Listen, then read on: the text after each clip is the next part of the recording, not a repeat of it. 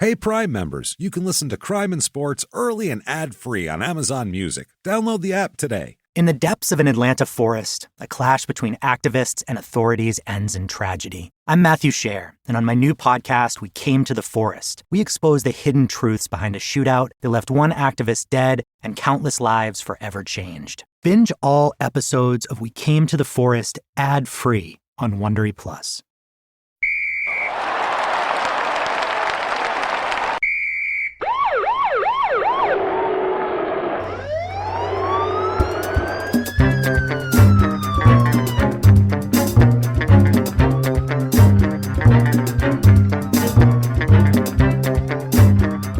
Hello, and welcome to Crime and Sports. Yay! Oh, yay indeed, Jimmy. Yay indeed. My name is James Petrogallo. I'm here with my co-host. I am Jimmy Wissman. Thank you, folks, so much for joining us today. We are so excited for another wild, insane, brain damage ridden episode of Crime and Sports. And today, we are heavy on the brain damage today. It's documented and everything. This is one of those, this is like a Rudy Pochek situation. If you are a longtime listener, you remember a hockey player, but it's an NFL guy. And wow, did he do some weird stuff after his NFL career ended. Holy shit. We'll get into that, though. Before we do, thank you for everything you do for us. Your reviews are important, so please, if you haven't done that, get on whatever app you're listening to. An angel. Get in there. Whatever platform, give us 5 stars. It helps a lot. Head over to shutupandgivememurder.com for everything crime and sports and small town murder related. And if you're not listening to Small Town Murder on Thursdays and Fridays with the Express and the regular episode, I don't know what the hell you're thinking. They're there for the taking. You need to listen. We had a bow and arrow attack on one. Wow. You want to hear about some trashiness that's going on over there. So check that out and come see a live show. We'll be in New Orleans and Atlanta next. I think Atlanta's sold out, but New Orleans, get your butts there now. Yeah. Asses and seats. Let's do it. Historically difficult place to sell tickets. It is. Everybody has trouble. Well, let's go, though. Let's get it full. Let's do this. Yeah, it's the worst selling market in the country so far. So please, everybody, get your butts in there. Asses in there, everybody. All right. So thank you. That's my, it's a little left over from Philly, I think that was. Hideous accent. Oh man, I love Philly. I love that. I love a place with a ear piercing accent. I love that shit. I don't know, Chicago, Philly, those are my places. So anyway, patreon.com/crime and sports is where you get all the bonus stuff, and we have so much bonus stuff back there. For anybody $5 or above, you're going to get access to everything we do bonus wise. That includes not only crime and sports episodes, but also small town murder bonus episodes. Yes. Absolutely. The whole back catalog as well is included. You get it all. And this week, the 2 episodes you are going to get are, for Crime and Sports, we're going to talk about Doc Ellis, who such an interesting guy. He's a major league pitcher who threw a no-hitter while tripping balls on acid. So that's a good story. And then he's got other stuff, too, because he's a real outspoken, funny guy, and it's a good time. We'll talk about him. And then for Small Town Murder, we've been overwhelmed with requests for it, so we're going to talk about Conversations with a Killer, the John Wayne Gacy tapes, the documentary that's out. Shit. And I'm going to add some to it because I've read a few books, especially the one by his attorney that has way more Gacy quotes and like all sorts of crazy stuff. So, chock full of it. His words it's are a lot. Fantastic. It's a lot. So get all of that and more. Patreon.com/crime and sports. And of course, you'll get a shout out at the end of the show. Oh, you bet. Oh, you're going to get a shout out because we appreciate you. So to show that appreciation, we'll have Jimmy mispronounce your name. So that's how that works. That sounds good to you. Let's get it going and start. And here we go. Wow, is it wild. Let's get started with our fellow this week, Gene Raynard Atkins. Okay. Gene Atkins. Do you know who he is? NFL player in the 90s. Really, really hard-hitting safety. Kind of like a poor man's Andre Waters, we'll call him. Like that kind of thing.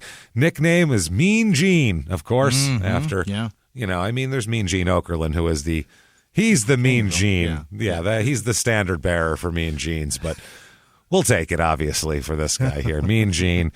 He's born November 22nd, 1964, in Tallahassee, Florida. Oh, boy. Florida through and through from a man here. Childhood, it's very interesting. He's he's a weird guy because later on he'll say and do some very, very strange things, and you'll attribute it, obviously, to head trauma. From Florida? Oh. And also just whatever the drinking water situation is down there or whatever the Florida disease is that seems to infect people. Yeah. That in general, plus, the brain damage. But he's always weird. He's just a weird guy. He's, I don't know what it is, man. When he was 8 years old, he claimed that he was picking pecans off an old tree, which I'll believe that. I'm sure they're growing. He could be picking them. I don't know. Sure. This is the part, though, that this is where the story takes a little bit of a left turn. First part, perfectly believable. Everybody's been 8 years old. Yeah. I'm sure there might have been a pecan tree. I'm in so far. Gets weird when he says at that point, God spoke to him. At 8? At 8. Through, I don't know if a pecan went like bop, bop, bop, bop at him, or I don't know how it worked. But God spoke to him and told him, Gene, hello, Gene. God. Good to see you down there. You too, up there. Nice technique. I'm happy that you're using the pecans that I've given to all. That's excellent. It's very good. There's still things you haven't even had yet. People don't even know, but call it an Easter egg. It'll be there when you discover it. It's delicious things too. Anyway, I have a message for you, Gene. What does he tell him? It's a message. You are going to play professional football. Goodbye, Gene. That's all. I have other people I need to visit. There's things going on, floods, and you know how it is. I'm God, for Christ's sake. You know. Yeah, that's funny, right? Okay. Goodbye. And then he flew back off into the clouds. After he picked pecans and decided that Jesus told him, God told him. God spoke. Yeah. It's a fascinating time. It was a particular denomination of God, just whoever's up there in the clouds. Whichever one. It's interrupted his pecans for football. That's it. And he said, he quote, I knew, he said that, he knew he could do it right then. Because, obviously, God told him he's going to do it. So, hey, man, a pecan is kind of shaped like a football. That's what I said. Knows? Did it just kind of pop, talk to him like it opened up and closed? Did you see one with some threads on it? Yeah, and he was like, yeah. White stripes. That's the one right there. Just fucking Wilson written on the side of it. The Duke over there. One with some bird shit that kind of looks like football stripes. Hey, that's the one. So, yeah, he said with the message from God behind him, he obviously knew that he could do it. Okay. What more fucking one thing if your parents tell you, we have faith in you could do it, or a high school coach, God told him. From the heavens. I'm here to try out. For whatever one Jesus told you I should play. Because I don't know. He told me. He wasn't specific. Tell you what, Coach, go home. You got a pecan tree in your yard? If so, you pick them for a little while. God will tell you where I should play. He's very vested in my future. So really, I think he's interested. He's going to talk to you. So now there's a friend of his named Ed Haynes who plays high school football with him in Florida here. And Ed Haynes said that Atkins hit him a couple of times on the football field. And he says that, quote, when he hit people, it was like he was leaving the ground like a missile. Gene's the guy who punished quarterbacks and running backs. He had a serious reputation, a reckless reputation. Gene hit me a couple times coming across the middle. It was in a gang tackle type situation, not one-on-one. I knew I didn't want to get hit by him one-on-one. Yeah. So, this is a guy who knew, that's the end of my football career pretty much at that point. Like, he said, I don't want to get hit by a guy in high school. I don't want to go to college and get hit by guys, definitely. Right. So Haynes ends up joining the Marines, and in 1990, he's the first black man hired by the Miami Shores Police Department in 1990. Real progressive. Very progressive. He was doing bodyguard work. He did work for Arnold Schwarzenegger when he would come to South Florida. He'd be one of his bodyguards, and he runs a company called Strong Safety Security, which is pretty fucking funny. Whereas that's what Atkins plays, by the way, Strong Safety. Yeah. So that's interesting there. That's Haynes runs that company. So through high school, he's in a smaller high school. He's not in one of these big football factory high schools. Yeah. Gene's always under the radar. That's the thing about him. He's under the radar, a big deal where he is, but kind of always small fish or a large fish in a small pond. So he ends up accepting a football scholarship in 1983 to Florida A&M. Oh. Which is not it's not a big program at all. It's not a program they don't have a lot of number one draft picks type program. Yeah. It's not Florida or Florida State. It's a historically black university as well. Oh, and cool. They have 15 black college football national championships in their history.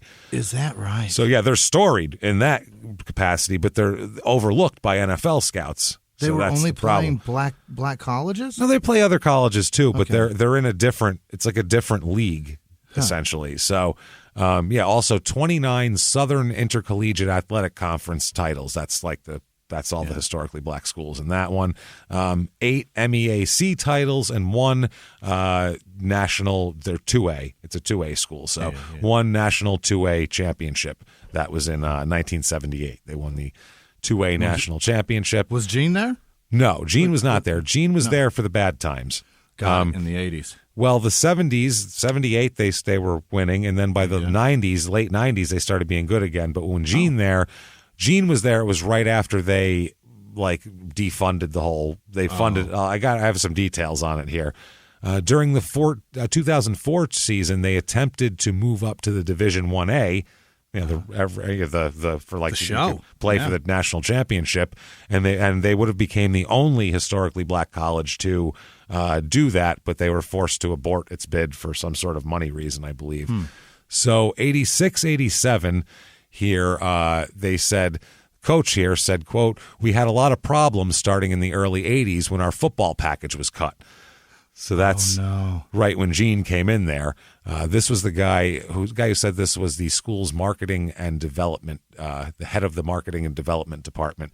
He said at one time, FAMU was the second most televised 1AA school in the nation behind Eastern Kentucky. Then the CFA and the NCAA did away with our television package, and that meant a loss of about $300,000 a year for our athletic department budget. Wow. Which is huge back then. That was most of their budget. So, sure. Yeah, he says, many years ago, most of our coaches were also teachers and were paid through different departments where they taught. Now our coaches are almost exclusively paid through the athletic department budget. That also took a big chunk out of things. So they just basically made it impossible to do anything. So, they couldn't draw enough people after a while as well because the team wasn't very good, so people stopped coming. And the stadium, they had expanded it when they were good from 10,700 seats to 25,000 seats. Right. Cost them millions of dollars and all that, and then nobody would show up. So they had this 25,000 seat stadium with 6,000 people in there. Yeah, it was like an Expos game. You'd hear people's individual taunts. Hear somebody take a sip of a Coke. Oh, that's not great, man. Yeah. So anyway, they tried to pull together, I guess, and do that sort of thing. One of their coaches said, I knew what I was getting into here when he got hired. He said the coaches did what they could to cut down on expenses. The players saw that and realized we were all in this together. It took time for us to adjust to each other, but once we did, things started to go our way. Yeah. So that's the university's story, kind of. They had a big dip there in the 80s due to financial issues, and that is the bummer about college football is that the big gripe about college football is that it's treated like a business because it is a business. But when it is a business, you compensate your employees, and that was obviously the big bugaboo about from the colleges. They don't want to pay, but when it doesn't make any money like this, this isn't the player's fault. No, it really isn't. There's no way to there's no way to do it. I mean, the TV money is everything for these colleges. And you can't call it not a business when it's they have $1 billion plus TV deals. It's like, okay, well, someone's making fucking money here. Yeah, there's money going somewhere. So where is that all going? I mean, it doesn't cost $1 billion to put on a football program last time I checked. No. So I don't know. I do like the fact that they've done the name and likeness thing. Yeah, there's some guys in college that are making really good money right now. Good. Like they're making hundreds of thousands of dollars, which, by the way, might actually make them stay an extra year in college. Right. If you're having a good time in college and it's fucking. If you're a college football player, guess what? It's fun. Your life is fun. Sure it is. Yeah. Everybody kisses your ass. You get everything for free. it's fun. You're doing great. And you're making, there's one guy I saw that's set to make like $500,000 this year in endorsements. And you're making $500,000, you might go, I'll stick around one more year. Fuck it, this is a good time. I'm not poor. I'm still driving a nice car. I got a nice apartment. Like, I have money to do things. And my mom's doing well. Yeah, I can help my family out and, still have fun in college and bang fucking 19-year-old girls. This is great. I'm staying. Yeah. I think that's what they're thinking there. So anyway, they nickname Gene Mean Gene here at Florida A&M. That's when he got it there, huh? That's when he becomes Mean Gene. At FAMU. At FAMU. He said that he was taught, quote, that you kill a mosquito with an axe at Florida A&M. Jesus, so, what? Just most possible force you can muster on anything. So you have to... He said that you have to play hard and lay people out. Basically, it's like the Al Davis thing. This one article was saying, comparing to that, where he said the quarterback must go down and go down hard, is the Al Davis famous quote here. So he says, this is Mean Gene here, quote, the coaches are going to say that they're going to cut you if you don't hit hard or be physical. He said, no weakness. There's nothing that you can do that's weakness. He said, coaches look in the training room. It's a sign of weakness being in the trainer's room, meaning the medical office, that you're hurt. So you're supposed to, even if you're hurt, you're supposed to pretend you're not hurt and hit as hard as you can at all times. That's the culture of football. Further. Yeah. That's the culture of football. He said, quote, you're not putting on dresses. We're gladiators who go fight. There's nothing soft. It's a contact sport. Jesus Christ. Mean Gene, brother. Yeah. Let me tell you something, Mean Gene. Yeah.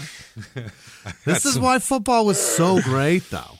I mean, for people to watch, I'm sure it was fun to watch people get eaten by fucking lions, too, back in the day. I mean, if that's what you were into, it was probably fucking entertaining to watch a man be eaten whole. But if we're talking about, a fairness in business practice, you can't smoke in bars because it's unhealthy to the bartenders. You know what I'm saying? So, every other job, and I'm just using that as an example of whatever the fuck, every job has these rules for that. In football, it's like, well, got to get your skull bashed in. Yeah. There's no other industry where you're allowed to bash someone's skull in it constantly. I don't understand. Besides sports, that makes it okay.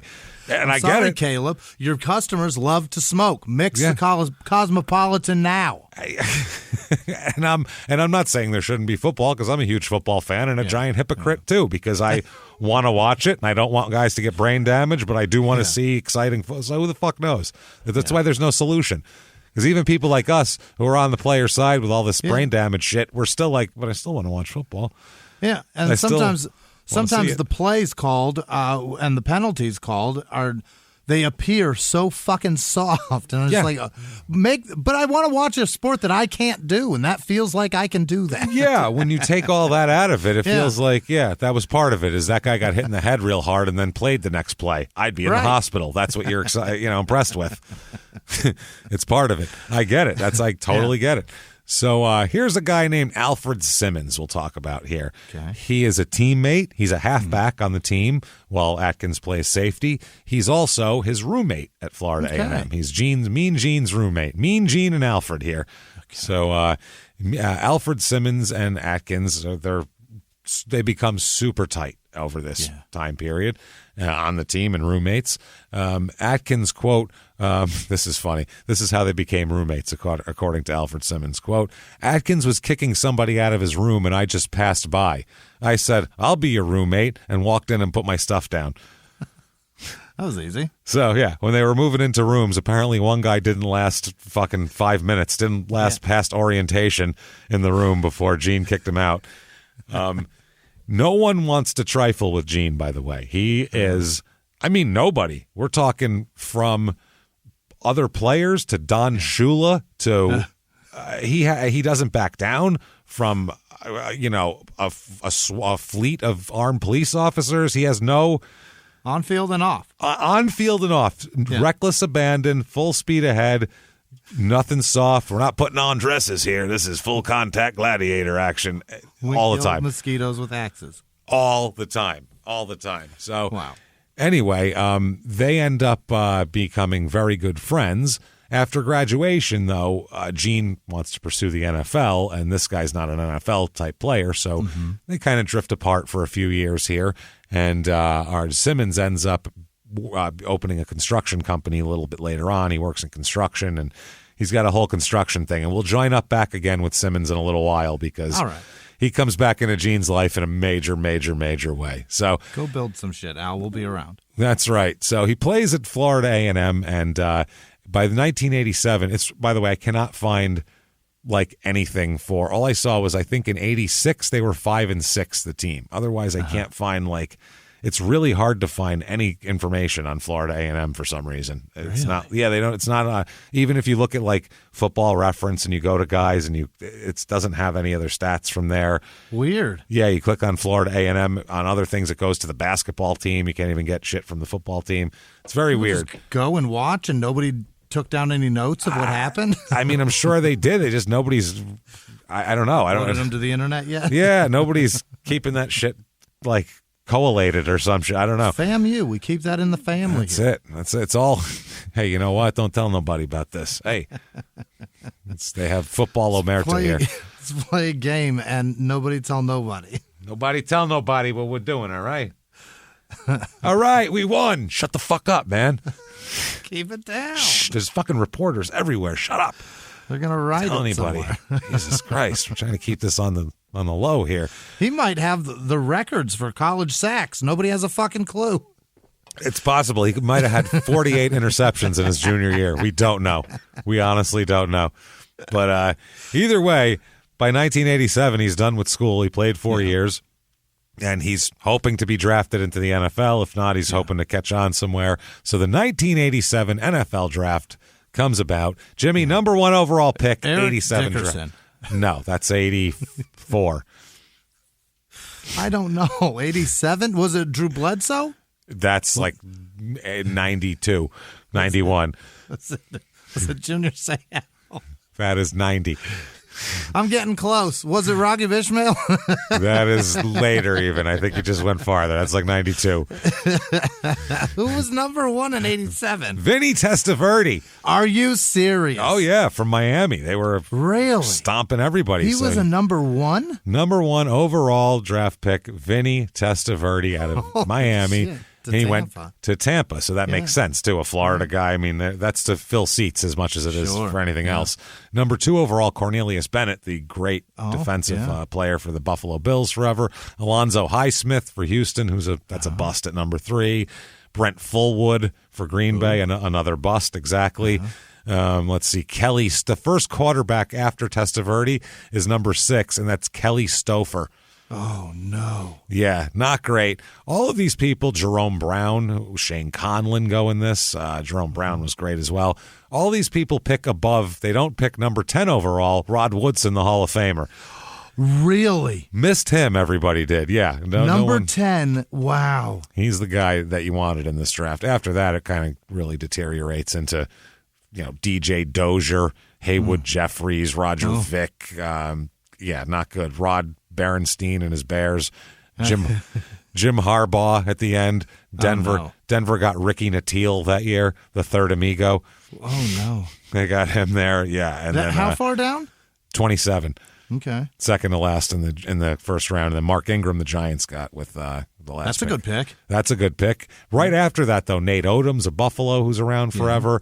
Christian Okoye, number 35, in the second round, who was a monster. Yeah. Finally, in the 7th round, pick 179 this year, the New Orleans Saints select Gene Atkins. And, how about that? There he is. By the way, 1, 2, 3, 4 picks later, do you know who was chosen? In the 8th round? 87. Tom 7th round. About 15 years from now, yes. 13 years later. No. Right after this, Bo Jackson was chosen by the Raiders. Wow. Everybody thought he didn't want to play football. Yeah, he's just going to play baseball. They could have taken him with the pick they took Gene Atkins with, and he might have played for the Saints. But everyone said, oh, no, he's playing with Kansas City because he didn't take the offer with Tampa the year before.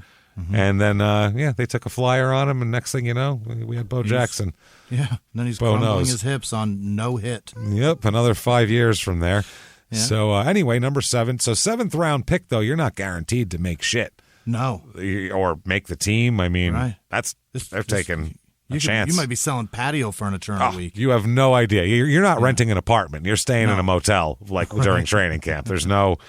You're definitely not sure that this is going to work out. Yeah. So July of 87 here, though, he's doing well. Everything's going well for him. He's drafted out of a small school, which was a breath of relief there. He marries his college sweetheart, of course, in July of 1987, right after he's drafted. So a couple months later after that, nothing can be better here. Everything is going great, and he says, quote, "My goal at this point is to see that the Saints have a winning season and make the playoffs. Hopefully, things will continue to look bright for me." Okay. Couldn't be going any better. In New Orleans in 87, they're even a good team. This is the strike year with the replacement players and all that. Okay. This is where Suge Knight played this year. Not in New Orleans. He played for LA, but the New Orleans Saints go 12-3 this year. No kidding. They were really fucking good here. They go to the playoffs where they get stomped by the Vikings 44-10 in the wild card round. So that's not good. With Ahmad Rashad. I think he was done by now. Was he done by then? I think Ahmad was on the announced team by now, yeah. He was in the 70s, Ahmad Rashad. He was so good. Ahmad was pretty good. Yeah, he was pretty good. He was very good for a guy that just stands there and talks now, and he's so handsome still. He was like knockoff. He was really good. He was Hydrox Lynn Swan is what he was. Yeah. It's Go-Bot Lynn Swan. Yeah, Go-Bot Lynn Swan. That's it. Sort of the same, similar. He was fast, though. He was good, though. No, he's a great receiver. I liked it. I mean, Lynn Swan's an all-time great. So it's not an insult to call him a B-level, Lynn Swan. So 1987 Saints, though, he gets to start when a guy gets hurt. Oh, there you go. Antonio Gibson, starting strong safety, breaks his arm trying to make a tackle. Oh, no. And they're like, "You're starting now, Chief. 7th round draft pick who didn't think he was going to make the team. You're now the starting. You got 2 arms? You're in. You're in, buddy." So he says, quote, "The other players came up to me and said, 'This is a big game. Just stay calm and cool.' I didn't have time to think. I just played ball like I do in practice." So, he said the Giants were trying to test me and see what kind of defensive back I was, obviously. So he ended up getting 2 interceptions in his first game. What? Yeah, so that'll make you, cement you into the lineup. They're not going to want to kick you out. He did very well and also recovered a fumble the next week. So by the time the guy got healthy, then he's already in place. They don't want to take him out. He's hard hitting. Ball. Yeah, he's a hard hitting guy. And he said that at first he was happy he made the team, but quote, "I always felt I could play ball. I just had to get the system down, but it was very tense. It's not like college. You have to go 100% every day or you might be gone. I was 5th string strong safety going in." 5th on the depth chart. Yeah, That's probably crazy. in training camp he probably was, yeah. And after that, nobody keeps 5 strong safeties, so that's not a thing that you do.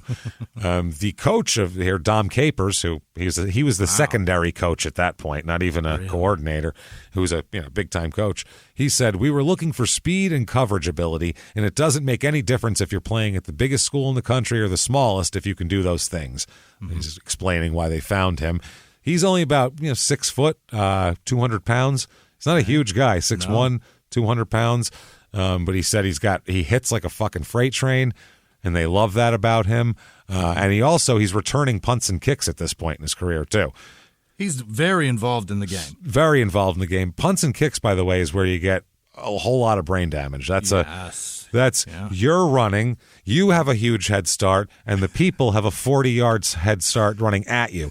So the collisions that you're having are massive. It's not just this guy's ready to hit you and then he springs up at you. He's been running for 40 yards.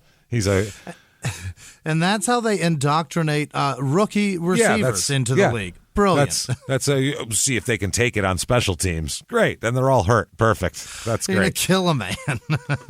It's nuts, who just wants to catch a ball. He wants to run from line of scrimmage, not this. The special teams game is nuts. I was reading that Jerry Kramer, the old Packer from the 60s, his book on one of the seasons in the 60s, and he was talking about how beginning of his career he was on the punt and kick team. He's like, concussions all the time. He's every fucking day doing that. It's just impossible not to. It's car crashes, human car crashes. It's crazy. So anyway, Capers says, quote, Gene's a tough guy who doesn't shy from contact at all. That's not good. Remember that quote later. Doesn't shy from contact at all. He said, to play defense and special teams, you've got to be able to run fast and hit. He can do both. Unfortunately for him, he can do both, as we'll find out here. So off the field here, on the field, he plays in 13 games in his rookie season, starts 5 of them. He has 3 interceptions and a fumble recovery. So not bad. Not too fucking shabby. That's good. Damn good.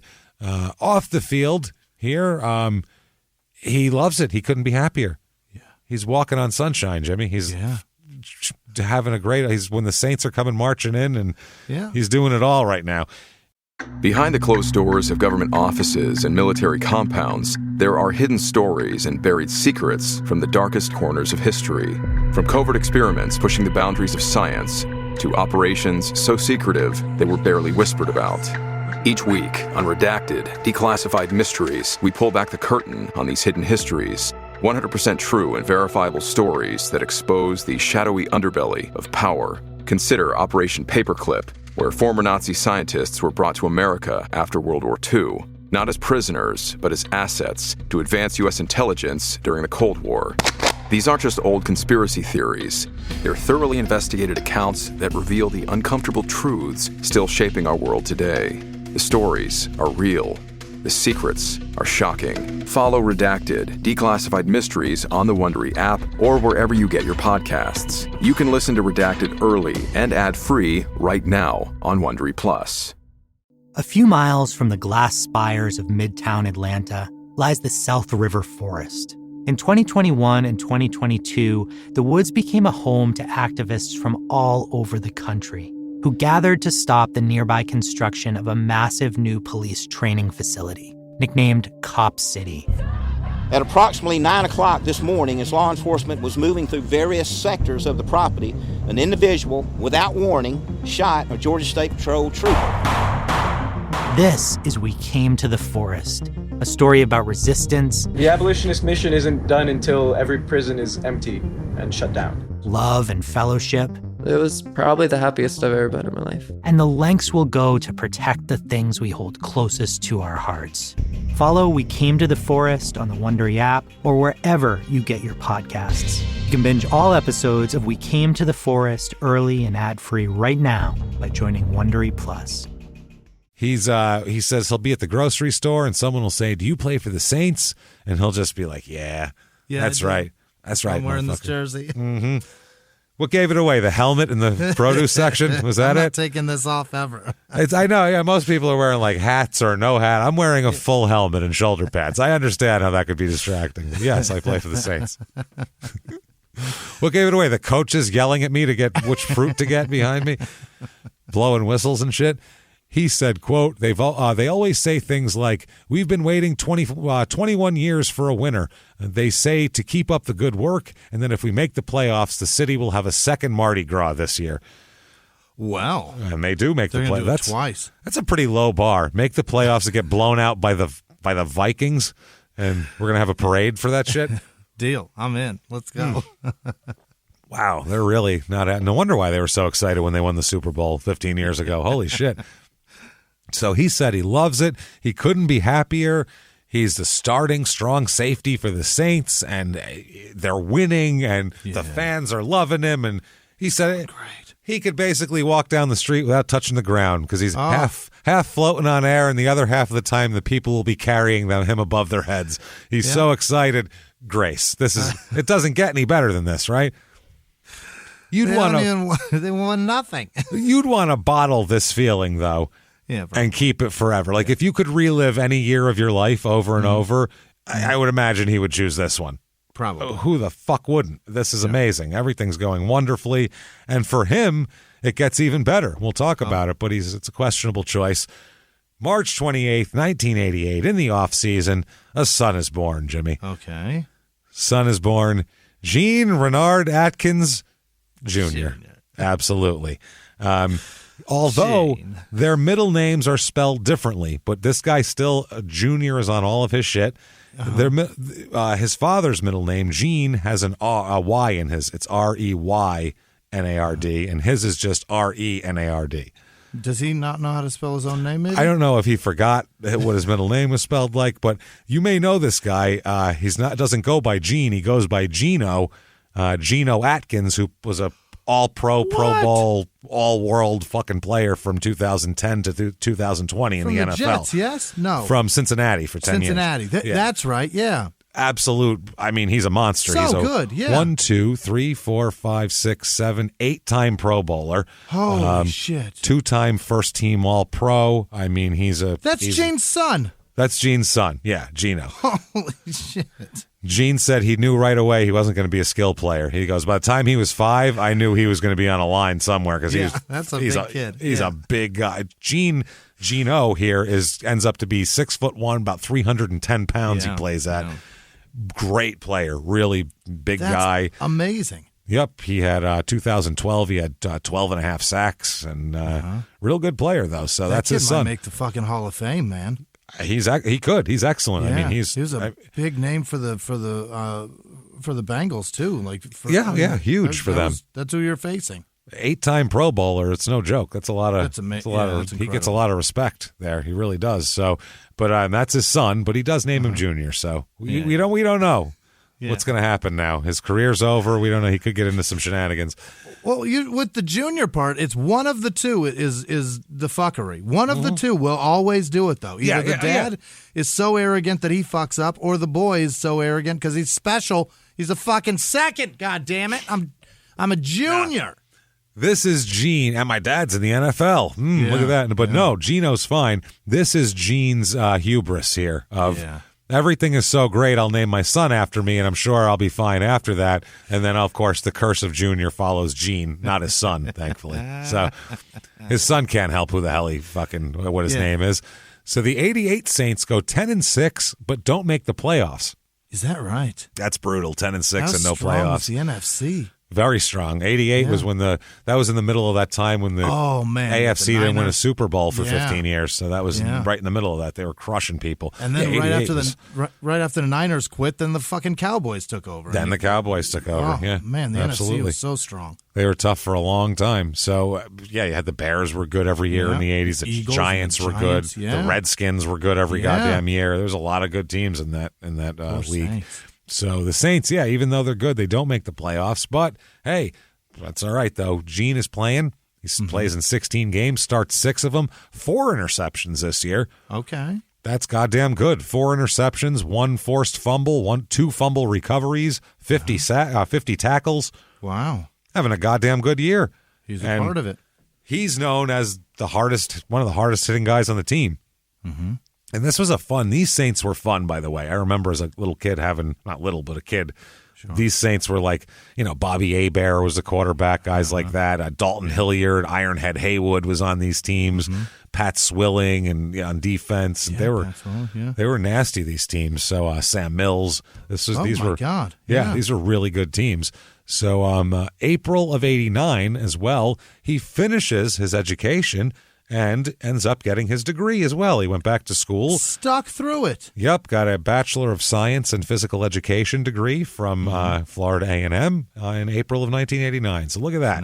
Now he can be a PE teacher. Now he can be a PE. Well, if he could remember any of his students' names later on, which he won't be able to, he could definitely be a PE teacher. So he is known for intensity. Yeah. That's what he's fucking Mean Gene, man. I mean, he's known. He plays with the intensity of a Macho Man Savage promo. Like let me tell you something, Mean Gene, my fucking goddamn veins are going to explode in my forehead. He's got that on a football field playing. Holy shit. It's a lot. So he was, one time he took out, they're in a practice, It's during practice. They have the scout team running plays, and then the defensive guys do their thing. It's supposed to be. It's not 100% speed. It's casual. Let's just get a workout in. Yeah. You're not supposed to try to kill guys. It's not a full force practice. It's break just a sweat, some conditioning. Kind of a walkthrough situation. Yeah. So there's a running back named J.J. McCleskey who he hits so hard that trainers have to pick him up and carry him off the field. He's dead. He basically put this man in a coma during practice for no reason. So Coach Jim Mora yells at Gene for hitting him so hard. Yeah. He says, save it for the game, for Christ's sake. What are you doing to your own teammates? So later on, once McCleskey regained consciousness and figured out which end to shit out of again. Got the blood out of his fist. Yeah, all of that sort of thing in his eyes. He challenges Atkins to a fight on the field. Are you out of your mind? And so then they end up being restrained, mutually restrained, and there's no fight that happens. So McCleskey says he's pissed, though. Quote, everybody's going half speed, and this guy hits me like a truck. Of course, I stood up for myself, but nothing happened in the end. He's 6 foot and 200 pounds. I'm 5'7", 175. Oh, my God. Why would you... I guess I'm glad nothing happened. I wouldn't call it intimidation, but afterward, I always look to see where he was. I think that's what he got. Yeah. I think that's his whole point of how he plays. He wants everybody to be like, where the fuck's that guy? Right. He's going to hit me hard. Do we know what number he is? 28. 20. All right. Yeah. Where's 28? You're just constantly looking for those two. You get the 2 and the 8. Keep an eye on it. Yeah. So the 89 New Orleans Saints here, they are 9-7. Still Jim Mora coaching. No playoffs again this year. They were good, too. They were exciting, these teams, I remember. Yeah. They were fun. 89, he plays in 14 games, starts 12 of them. Okay. Doing a lot better. Only 1 interception, but, I mean, interceptions are... Coaches can't look at numbers of interceptions to see how good a guy is. Yeah. Because it's all about where he is on the film, because interceptions half the time, most interceptions you get are luck. Right. Most of them aren't.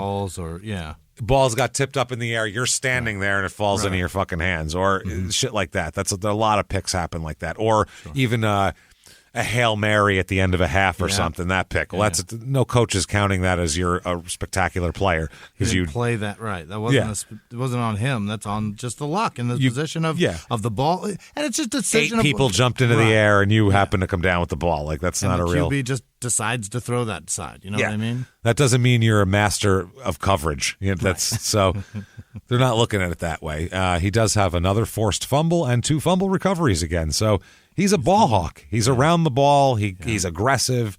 His hits cause fumbles as well. 1990. Now he starts. He really gets weird with the God stuff here. Really? It's beyond religion. He has a. People say they have a personal relationship with Jesus and stuff like that. He has a different type of relationship. He's got a relationship where God is pretty much kind of like his supervisor at work. God's courting him? He's like his shift manager. Yeah. And he's just kind of keeping note of his infractions and doling out punishments along the way. God's a micromanager, really, in Gene's life. Not even like the big things, like, I saw what you did, I'm going to give you cancer when you're, 50. Right. Not even that. Real micromanaging. Yeah. I saw what you did. I'll see you in 3 months for another review. Not 3 months. I'll see you. You're going to be punished for that, and you get rewarded for this, but on like a daily basis. There's constant. See you in tomorrow's shift? Yeah. He's the shift manager. He's really going, listen, you did a good job. I'm going to give you an extra day of PTO because you put some hard work in today. Give you a chairman's day. Well, he said several times over this time period, he sinned. Oh. Nameless sins, just who knows what he considers sinning, but some sort of sinning. I don't know how well he sticks to the list or whatever, but how egregious it was. He sinned, and he said God punished him every time. It was like a child. You did this, now it's time out. I mean, it's a punishment that immediately after the crime. As long as it fits it. Yeah. He even said God, at times, most of the time, thankfully for Gene here, he said God warned him he was going to be punished before it even happened. Oh, yeah. Wait till I get home, that kind of thing? Gene, hello. No, me again, Gene. Hi. Yeah. Hi. No, yeah, it's God. Yeah, no, it's not Terry. It's God. Hello. Saw what you did. No, it's not Frank. It's G-O-D. Yeah. God, yes. Okay, hey, Gene. So I've been watching you. That sounds creepy, doesn't it? I like saying it because it's creepy and like creeps people out. Like I've been watching, but also, it's what I do. I mean, I'm God here, so I gotta watch and make sure, and you know how things are. So I that look means over. this could be positive, but you already know it's not. Don't you know it's not. I have a list. I have naughty and nice. No, that's me. I'm Santa Claus too. Okay, it's a lie. I wear many hats. Let's just say that as God. As a God hat. Sometimes it's a Santa hat. You never know. I put on a baseball hat. I go to a game once in a while and blend in. You know how it is. It's very stressful. So anyway, what I wanted to tell you. My favorite team is the Saints, obviously. Obviously, I keep a closer eye on the Saints than most other teams. The Saints, I've got to get to an Angel game later on as well. There's certain teams I like. Notre Dame is playing on That's a good one. Saturday. I like them sometimes. So anyway, I just wanted to tell you I don't like what you did, and I'm going to punish you for it. Okay? All right, Gene. No, I just wanted to tell you in advance you'll be punished, and also if you keep at it, obviously hellfire. That's always the threat, and it's a persistent threat. So keep that in mind, and I'll punish you as it goes along. Okay, Gene, you have a good one. I have other things to do. Goodbye. And he's gone. Yeah, when you get the punishment, you'll know what it's for. You'll know what it's for. You'll understand, Gene. It's okay. Gene, I'm here again. Yeah. So he said that happened. He says this is the way he puts it. Quote, you know what? I think this deserves it in their own words, probably. Yeah. Let's hear from Gene. Want to hear what Gene has to say? Let's do it, everybody. Yeah. In their own words, quote, if you're a child of God, there are certain things you have to do and certain things you have to stay away from. It's just like my character. I'm sometimes forceful and mean and have a temper. All those things are good on the football field, but I have to let go of that a little bit off the field. I need to be at peace with myself because when I go home, the best thing in the world is being gentle and loving and getting a hug from my wife and kids. Keep that in mind, by the way. Keep in mind his gentleness later. So, 1990 season, Saints go 8-8 and don't make the playoffs again. Obviously, yeah. Not great. This year, they move him to free safety from strong safety, and he starts all 16 games this year. Oh. And really gets kind of known as a badass around the league at this point, too. 2 interceptions. He has 5 forced fumbles. 5. Yeah. That's a shitload of forced fumbles. He is leveling some running backs and wide receivers here. And also 3 fumble recoveries as well. So, ball hawk. I mean, to me, I look at the interceptions and go, only 2 picks, but he forced 5 fumbles. So, to me, that's as good as a couple more picks. Yeah. I'm just as happy with that. That's potential turnovers. I'm good. 1991, they have a daughter now. So, okay. Now he's got 2 kids. Santrell is her name with 2 L's. Expecting Gina. Gena as 100% what I was expecting to. When I saw it was Santrell, I actually went, oh. Like, that's disappointing. That's very disappointing. I wanted Gina Reynard. Hell yeah. Atkins. That's what I wanted. So 1991 New Orleans Saints, they go 11-5 this year. Mm-hmm. Make the playoffs, and they play Atlanta in the first round. This is the Deion Sanders Atlanta Falcons when they switched to the black uniforms and they were cool and shit. Yeah, remember that? MC Hammer was hanging out on the sidelines singing Too Legit to Quit. This was... trying to make that team fun. Yeah. This was ridiculous. Well, they lost to Atlanta 27-20. So ouch. I don't know if it was MC Hammer that did it to them or what, but God damn it, the Falcons beat them. So not too great, but Gene, on the other hand, this is one of his best years. Starts all 16 games. He has 5 interceptions and leads the league in receptions, like yardage on reception returns. Really? Yeah, he has 198 yards on 5 picks.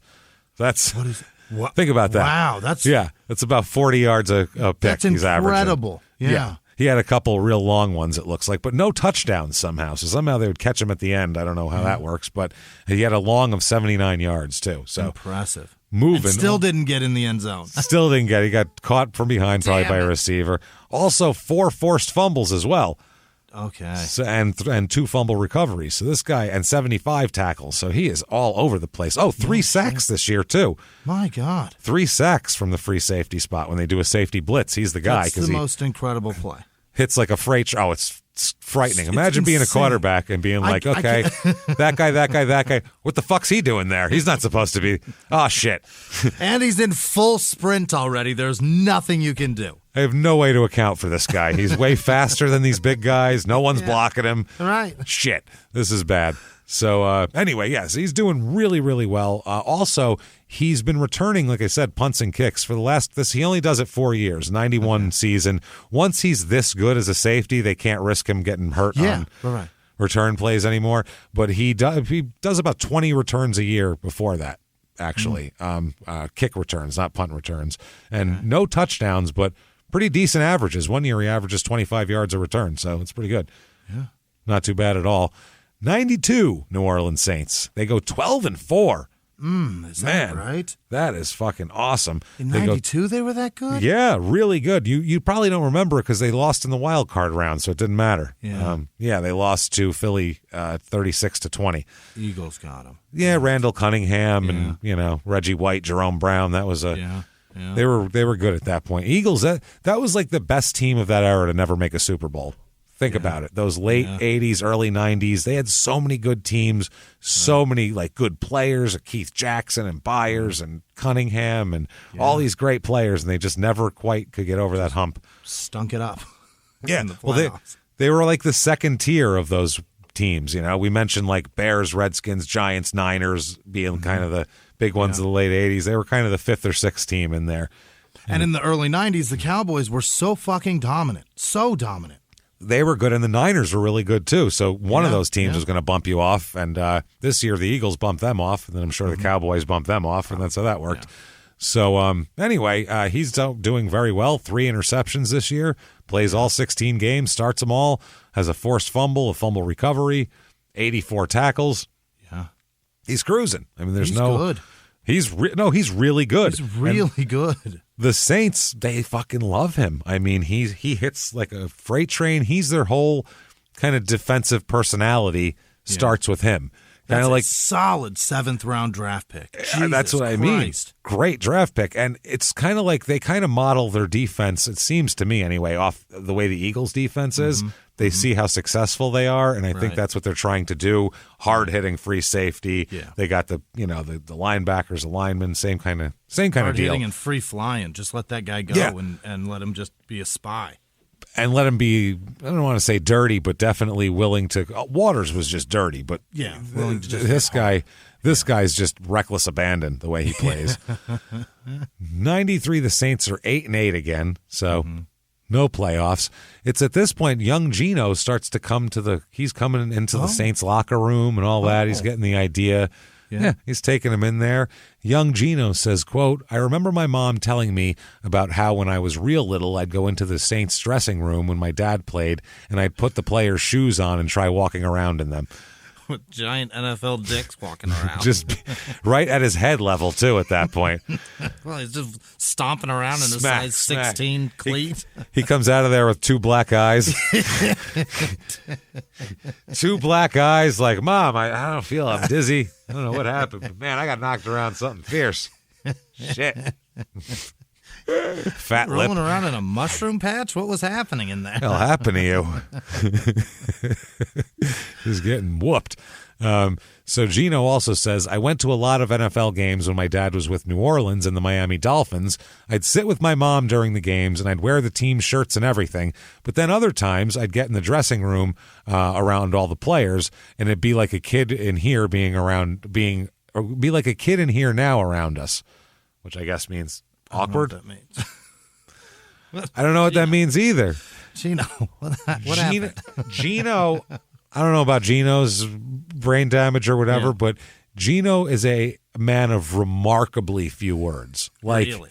It's every article about him, like about his personality, is everyone saying, "I don't know shit about the guy. He never says a word." Later on, there's this quote from the guy who has the locker next to him. He's like, "I don't know a goddamn thing about him. I hardly ever hear him talk." It's the funniest shit in the world. It's so Could funny. he just be dumb like me, or is he like? Has he heard that phrase of like better to the idiot thing? You know what I mean? I don't know the phrase. Better to, yeah, I know. That is very better to appropriate. say nothing No. and let Be them thought of assume a you're an moron idiot. than to open your mouth and remove all doubt. Right, Yeah, that's there it. it Yeah, is. there you go. See, it's an idiot phrase. There you go. That one. So, no, he'll say stuff, but he'll just like shut shit down. He'll be like, "Yeah, I'm not going to talk about that," and then just be quiet. Just okay. He just doesn't want to talk. It's like a weird shtick that he has of quietness. It's genius. I guess Yeah.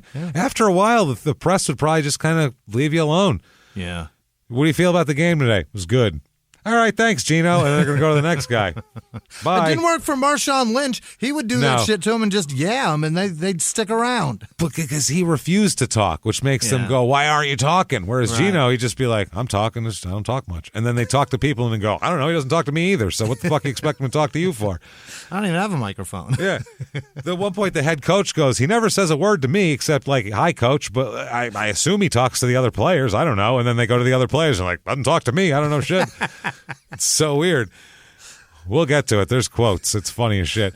So 93 Gino, or Gene, not Gino. Yeah. Gene starts. Gino is like 6 years old. Gene starts 16 games the whole season, 3 interceptions. He's got a couple of fumble recoveries, a sack, 75 tackles. Yeah. He's remaining a very, very good player. So for the 94 season, he is a free agent and on the market. Yeah. And there's a lot of teams out there looking for some guy, come in and strike some fear into the heart of these wide receivers coming across the middle and shit like that. And the number one suitor is the Miami Dolphins, who they're going to pay him. They give him a 5-year deal worth about $1.825 million a year. So he's into the AFC. Yep. Now he is in the AFC, and he's also making really good money now. So from a 7th-round draft pick, you're not making dick. No. I mean, you're making the league minimum. So that's tough. Now here he's actually he's cashing it in, making some dough. Everything's going great. Couldn't be better right now. Could it be better, Jimmy? Really? Very, very little could get much better. No. He's playing with Dan Marino, for Christ's sake. He's been in New Orleans. He clearly doesn't mind humidity, so this will be fine for him. Yeah. And Miami's going to be a walk in the park. Compared to that, so the Dolphins this year, they go 10-6, and they win in the wild card round versus the Chiefs 27-17 because the Chiefs used to lose every year in the wild card round. Yeah. They were the Saints of the AFC. Yes, they were. Basically. And then they lose in the second round, though, 22-21 against the Chargers. Is that right? Who went on to get fucking ass ripped by San Francisco in the Super Bowl. Like 55-10 or some ridiculous shit. So I enjoy that. That was fun. This Dolphins team is Dan Marino, still the starting quarterback. Backup quarterback, Bernie Kosar. Is that right? Yep. This is when had he left, Cleveland dumped him. Yeah. Cleveland dumped his ass. Yep. They were trying to reconstitute or whatever they wanted because they had a new owner. They didn't want to give him any money. It was a mess. Was he the third or second that they ruined quarterback wise? Like because the Browns, man, yeah, they ruined everybody. But I mean, for that era, I mean, there has never been a successful quarterback out of Cleveland since then. No. I think it's over for them. It was Brian Sipe, and then it just never again. There was never a decent quarterback there ever again. Bad shit. And they couldn't even go be good somewhere else. Nope. Well, they did. When they went somewhere else, they won 2 Super Bowls. But back in Cleveland, Baltimore's been fine. No. I mean their quarterbacks. When their quarterback. They meant the team themselves, the Browns. No. I was like, no, I just mean, was Kosar one of the first of like sending them out and then it's just over for them? You know what I mean? Yeah, probably. Yeah, maybe. They never thinking about it. Nobody before has won that, since then. Because Kosar actually was a good quarterback that brought them to several AFC championship games, and only the magic of John Elway's insanity fucking beat them. Yeah. Also on this team, just some names from the 90s if you're a 90s football fan. This will warm your heart to hear these names. Bernie Parmalee. What? What are these names? Bernie Parmalee, Irving Spikes, Keith Byers, Terry Kirby. Wow. James Saxon, O.J. McDuffie, Keith Jackson, who went from the Eagles to the to the Dolphins at that point. Mark Ingram. Wow, that's just cool to see. Nice I team. think Reggie Roby still on that team. Probably. Now, this is when his before this, everything about him has been positive, okay? He was in New Orleans. Everyone loves him. He's great. Everyone loves the team. New Orleans is like a small market where if you do half decent, everyone will just praise you and no one will write bad shit about you. Miami, not that way. Miami, they're looking for stories to, whatever. So he pulls his hamstring. It's a mild pulled hamstring. He only misses one game. It's not like it was the end of the world. And apparently he freaks out, gets in a huge shouting match with the Dolphins training staff, has to be restrained. He's going to punch the doctor because he pulled his hamstring. And Atkins says about why he did that, quote, "They wanted me to do something a certain way, and I told them no. Their job is to know how to get people's body in shape, but I believe I know my body better than they do." Okay. It was no big deal. It was just a difference of opinion. Football marries you to a lot of people. Sometimes you're going to have a disagreement, but disagreement doesn't mean divorce. I think the trainers do a fine job. Okay. That's why I embarrass them on national television by screaming in their face and then saying, I know my body better than they do. Yeah. It's a very kind way of saying probably something horrific that he just shouted in their face. Oh, yeah. And he was like fucking finger right in their face, looking threatening. I mean, for a guy who mauls people on a field, that's scary to somebody who is like a part of the medical staff. Who doesn't do that, Yeah. So, by the way, he has a habit of, and it'll really develop into a habit of, when people tell him to do something, he just says, no, I'm not going to do that. Yeah. In situations where you can't say no, he still says no. Yeah. It's very interesting. So he missed a game out of this, not for suspension because of the injury. The team didn't care. They let it go. They just let that incident go. He's passionate. That's all. He cares. He cares. He came out of the game. He was upset. It's, he cares about things. What's good for the team is good for me. Yep. He wanted to play in this game, but the coaches told him not to. He said, Coach called me aside and said, it's a long season. You've got to take care of yourself and get healthy so you can help us down the road. I agreed, but it was hard. I like being in the mix, making things happen. Yes, he does. Boy, let me tell you something. He likes being in the mix. So in the game against the Raiders, there's a good article about this. During the Raiders game they play, he makes a huge play in the first quarter, apparently. The Raiders ended up having to settle for a field goal because of a big play he made on third down. And the Dolphins ended up winning in overtime, so, And a credit to him. Yeah. Big deal. Jeff Hostetler was the quarterback of the Raiders at this, with his neck. After fucking mustache. Whole career backup, comes in for like 7 games with the Giants, wins the Super Bowl, and then somebody gives him a contract. It's amazing. He played for the Giants another year or two before that, but still, he gets sacked for a 1-yard loss by Gene Atkins, who came up from the middle and drilled him. Then it was 3rd and 4, and he ended up. Hostetler rolls right, and he ends up throwing a pass. Or no, I'm sorry, he ends up running. Basically, he's rolling right, and Atkins is shadowing him and trying to figure out what he's going to do. Hostetler decides to run instead of pass, and Atkins said, quote, "From watching film all week, we saw he likes to scramble a lot, so when I saw him come out of the pocket, I thought, this dude ain't going to throw, he's going to try to run it. When they're down that close, the middle is cut down, so there's no sense in sitting back there for long. I said to myself, let me find some action, and I found him." Have you ever gotten a message out of the blue?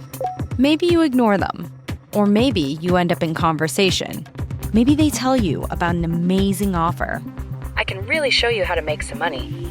And maybe that gets you into a lot of trouble. But this isn't a story about people like you, the people receiving these messages. This is a story about the people behind the messages, on the other end of the line. Thousands of them, working in a microcity built for scammers. From Wondery, the makers of Dr. Death and Kill List, comes Scam Factory, a new series about survival at the expense of others. Follow Scam Factory on the Wondery app or wherever you get your podcasts. You can listen to Scam Factory early and ad-free right now by joining Wondery Plus in the Wondery app or on Apple Podcasts. In the 1980s, a rosé swept the country. Hey, Mike, I really like this White Zinfandel. Well, good. Now put it down. We're going to try another one. White Zin became America's top-selling wine. But most don't know that this sweet drink has a sour history. What began in 1986 with counterfeit bottles. A big fraud, a multi-million-dollar fraud. Sent investigators chasing one of the most powerful families in the business, the Licciardis. But the closer the feds got to them, the more dangerous things became. It's a story of deceit. At the time, I was paranoid. Threats. You touch my kids, I will kill you. And murder. With a .22 caliber bullet to the head. What started with a scheme to mislabel wine spilled into a blood-soaked battle for succession. Welcome to Bloodvines. You can binge listen to Bloodvines exclusively and ad-free on Wondery Plus. Join Wondery Plus in the Wondery app, Apple Podcasts, or Spotify. Find some action. Let me find time for some action, motherfucker. Let's do this. And I found him. Now, Hostetler's a big guy. Quarterbacks, they look weak, but they're huge guys. Yeah. Hostetler's 6'3", 215. It's a big guy. Really? Hey, he's bigger than Atkins is, but when one guy's running full speed at you and hits you and spears you in the chest with his helmet, though, it's different. Doesn't matter, yeah. So Hostetler went down at the 1-yard line, saved the touchdown on this play, but Atkins ended up getting a stinger in his neck from this. Oh, no. Didn't sit out long, but he said that, just was kind of a little dinged up from it, stinger, which for him, too, he probably had a concussion also, as we'll talk about. Yeah, he's got a concussion because he led with his head and compressed his spine. That's going to give you a stinger. Exactly, yeah. Right. That's the problem with this. So he said, though, it was worth it, though, because he got a good shot in on him. He nailed Hostetler good. He said, the first time I couldn't get a good lick on him. The second time I tried to really lower the boom and send him a message. Next time will be worse. Okay. He said, no way he's getting into the end zone. He's big and he runs over guys, but I said to myself, no way he's running over me. He's a quarterback, and that just ain't going to happen. Okay. There you go.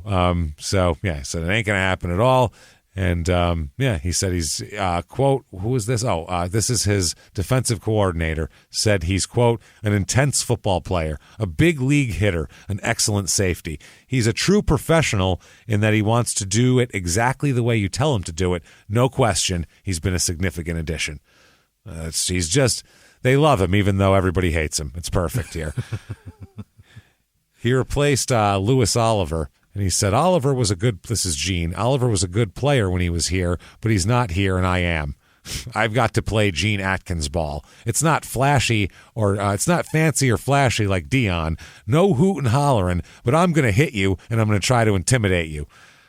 Yeah, that's that. That's what it is. I'm still learning the system here, so I'm just trying to play sound technique. But when I get fully comfortable, I can really start to roam, and then I'll get better, a whole lot better. Uh-oh. Everything's a threat. So now off the field, you might be saying, what does this monster do off the field? What does he do? Eat babies and, go around kicking old ladies in the chest for getting in his way in the grocery store aisle? Yeah. No. Off the field, he's just a wonderful man off the field, apparently. Yeah. Oh, my God. A man of God. Man of God. Yeah. This article says Atkins is also a solid citizen off the field. After reading recently that the Carroll City High School band had been devastated by an arson fire, he and his wife Sandra decided to contribute $2,500 to replace instruments and uniforms so the Chiefs can take part in a statewide competition next week in Tallahassee. Okay. Look at that. Sandra's his wife. Sandra played saxophone in that university's Marching 100 band, so she sympathized greatly. So, yeah, his wife's a musician. Or played saxophone in the band anyway. Knows music. So, yeah, he donates to that. That's a high school in Miami, by the way, Carroll City Senior High School. They said he also works with the Sickle Cell Anemia Foundation. Great. As well as the Special Olympics, Jimmy. Really? What a trifecta. Helping kids play music, sickle cell anemia, Special Olympics. This fucking guy, that makes up for it. Yeah. Gene, it's okay, Gene. I've decided that it's all even now. I was going to punish you. No, well, I had you down for last night. I saw what you did last night, Gene. Yeah. I'm not going to lie. I was looking. That was disgusting, and you know it. So I had you down for one punishment, but then I see you signed up to help the Special Olympics, so you know what? I'm going to let it slide this time, Gene. There's credits and there's debits, Gene. It's okay. Zero demerits. Zero demerits, Gene. It's going to be fine. So, he also has become, this is amazing. Oh, for Special Olympics, the Dolphin spokesperson also said, quote, he's one of the people on a regular basis who goes down to these schools and tells kids to stay in school. One of the few. One of the few. Yeah. He's also becoming the spokesman for the children at the Baptist Hospital who are on dialysis and in need of kidney transplants. He's a darling, James. What a nice man. Yeah. You'd never imagine this guy is bloodthirsty on Sunday, but he is. He's thirsty for two kinds of blood, Jimmy. Yeah, what's that? The blood of Christ? Yeah. And then the blood of a quarterback. That's what he wants, those two things. Christ give me one and thing, give me two. That's what I'll drink. That's what I want, God damn it. So, also around this point, remember his buddy Alfred Simmons, his college roommate? He's out there building shit. Yeah. Yeah, Alfred Simmons. He went into construction. Now he also became a preacher on the side. Is that right? Oh, absolutely. Every Sunday he travels 200 miles, Alfred Simmons does, from his home to, quote, tend to his flock. He's a preacher. Yeah, out there shepherd. Oh, yeah. He says about Gene Atkins, quote, I'd say we're almost like brothers. Because Gene... If you look at God, then you're definitely brothers. Yeah, I mean, everybody would be at that point. So if you want to be specific about it, Alfred, don't twist my words, Alfred. I know what you're doing. I have my pen above the paper. I'm going to mark it. You'll be punished. I'll put that referral into the system. Don't think I won't. He said that when he came to play for the Dolphins, that's where Simmons was living, so that's when Gene and Simmons started talking again. Cool. And eventually they start talking about forming their own construction company. All right. And they do. Yeah. Atkins Construction was born. I'm the money man. You know how to do it. Get out there and do it. Yep. I'll be over here making sure quarterbacks drool when they're 60. So they build commercial buildings, schools, and some kind of sewer stuff too. That's what they do. So that must be what the guy was specializing in anyway. Yeah. He said that Simmons said that Atkins was super generous to him as well. Yeah. Simmons says, quote, I went to all the home games. He gave me free seats. We'd go to his house to eat. We'd take our kids out together for Halloween. He said they had cookouts at his big, nice house. Yeah. He said one of my daughters even called him Uncle Gene. Oh. Uncle Mean Gene coming to town.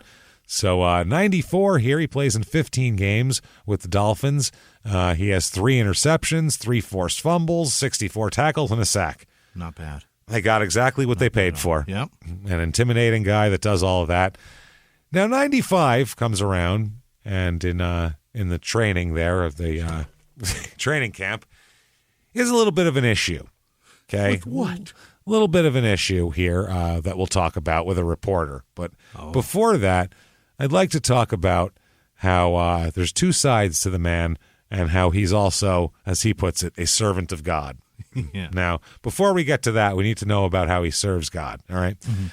So now he on game day, he's a different guy, but the rest of the time, he's sweet, lovable, soft Gene. Yeah. His 4-year-old daughter doesn't get too close to him before games because she told the reporter, quote, he puts on that ugly face. Yeah, it gets mean looking. Yeah. Turns into Mean Gene. That's how it works here. So he says, quote, I guess I'm like two different people sometimes. My job in football gives me one reputation, and there are times when I am Mean Gene, but my joy in life is to see other people happy. My thing is to put a smile on someone's face and let them know I care about them. I want to be remembered someday as a guy who touched people's lives in a positive way. I want to improve the community. I want to be a positive role model to our kids. I see myself as a person God put on this earth to touch people. That sounds terrible. By the way. That's not good. That is not good. Gene? Hi, gone again. Reword that, please. No. There's a couple of people. I'm going to use you to punish them, Gene. That's how it will work. You please touch them. No, lower. And around back. There you are. Touch them there. So he says that, that's what he wants to do. And then he says, quote, I want to be a good servant of God. Mm-hmm. So he's going to touch as many people as he possibly can.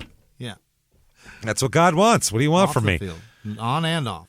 On and off. Jimmy, I need to put my hands on people. That's all there is. God wants it. Sorry. So he would go. He goes to he helps this church, the Tabernacle Missionary Baptist Church. Wow. Good. In Tallahassee.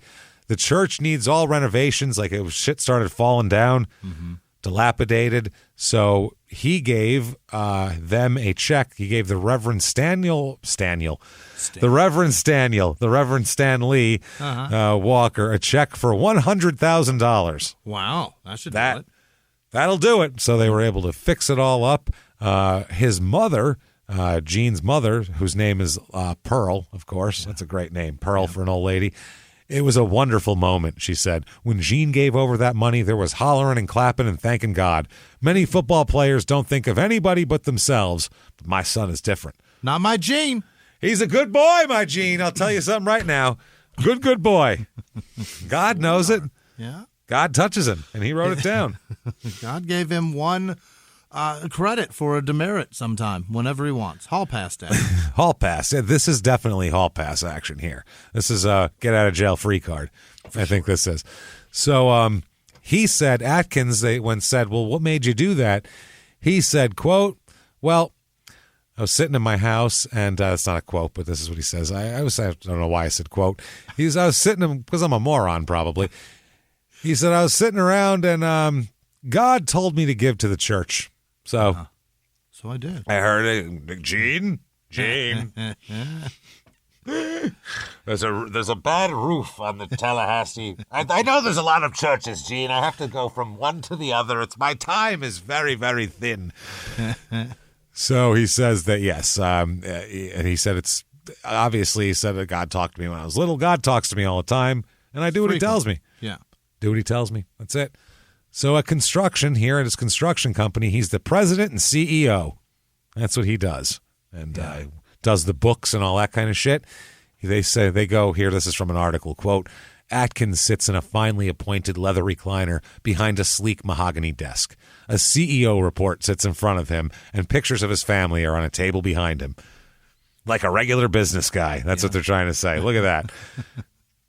He shares space with Strong Safety Security, by the way. Remember that one? Yeah. His buddy from high school? Right. He's also in the same building. Is that right? He's got his high school buddy and his college roommate in here, all kind of in the same deal. They're not in the same company, but anyway, I guess Atkins ended up buying into that company as well. So he's got pieces of his friend's shit. He's doing his thing. They're bidding on their first project, the construction company, which is to make additions and renovations to Brownsville Middle School. Okay. So he says, we're not making money yet because we haven't gotten jobs yet, but to me, it's already a success. He said, I employ 4 full-time people, and I plan to employ more people. And I like how he hires black people. He goes to hire black people in management and construction. He's trying to do that. So they can maybe open their own company someday is what his goal is here. He said that his office manager, Patricia Tate, and his administrative assistant, Annette Chandler, were unemployed when he hired them. Well, that's good. I mean, it's about half and half. I mean, you tend to look for a job harder when you don't have one. Yeah. So most people that are hired are probably, I don't know, though. I'd love to know. No, you know what? Because tons of people look to move jobs. I'd love to know the percentage of hired people that are unemployed as compared to employed. Right. I bet it's way more employed people get hired than unemployed people. I bet it is. I bet it fucking is. Just because it seems more desirable that someone else still wants them. Mm-hmm. Mm-hmm. You know, it's like a married guy being flirted with. It's like a guy with his wedding ring on. They're like, oh, I don't know. I mean, this guy. He can go all the way. He can go all the way. So same with women. Yeah. If he turns me down, he's perfect. That's the catch-22 there, though. The guy for me. If he turns me down, he's the best guy, even though I can't have him. It's perfect. So anyway, he says these people were unemployed, and Ed Haynes here, he says, was rich with ideas but short on funds when Atkins put money into his company as well. Alfred Simmons has a degree in architectural engineering from Florida A&M. So in addition to playing on the football team, he went to class, actually. I would say architectural engineering sounds like you actually have to know shit, or else buildings will fall down. Yeah, like, I don't know what the fuck. There's consequences. Is. Yeah, you can't just have some cheerleader do your homework when it's that shit. You got to know what that stuff is. I would think. I guess he's been working for large companies for the last 10 years, and he wants his own company now. So this is finally the chance he gets to do it. And Gene says, quote, about all his employees, quote, I want them to be at peace. I want them to be at peace. When they come to work, I want them to know they can be happy here and that their futures are safe here. Okay. Man, God, this guy is just an altruistic motherfucker, isn't he? Future's safe, yeah. He says that now this one of his assistants said that she's very happy working for him. She says, quote, Gene listens to us. Everyone here matters. He's not your average boss who comes in, grunts at you, and closes his door. Gene's door is always open, and he doesn't let anything slip past him. And, quote, he's paying me nice, too. Of course, you'll have to ask me again next year if he's still paying me nice. Okay. Unless he cuts your pay. Right. So that year, though, that's his nice articles about him. That's kind of the first year. Then training camp of 95 comes. And what? It's right after that. Then there starts to be a couple of negative articles about him. Oh? A couple of negative articles. And in that article, a writer takes quotes from an anonymous teammate who basically says he's a bully and an asshole. In the locker room, on the team. Yeah, a guy tells him, but it's an anonymous, so he doesn't know who did it. This happens, by the way, constantly in sports. Really? Yeah. It happens all the time, and guys kind of have to let it roll off of them, or they handle it internally to the press. They go, well, who knows? I mean, guys say things, who knows? But I'm just concentrating on my game, blah, blah, blah. But you don't go to the press and go, who the fuck said that, motherfucker? And that's what he does. Really? He absolutely does. He's pissed off. There's a newspaper article. He reads it, throws the paper down, stands up, and says, who wrote it? Who fucking said this? Yeah. Who talked to that writer? Come meet me right now. Face me, you fucking pussy. Man to man. Yeah. And everybody just sits there. Not me. Yep. He's pissed off the article because someone talked about shit about him, and the article talks about his salary and all this other shit. So he's like, how dare they get into my personal life? You play in the NFL, motherfucker. Like, yeah, and salaries are, they're just known. Everybody knows what you make. You play on national TV constantly. Right. People are going to, that shit's well known. As soon as you sign, they put it in the paper what you signed for then immediately. So he says then, quote, we can't have players talking, degrading other players. We don't need those kind of players.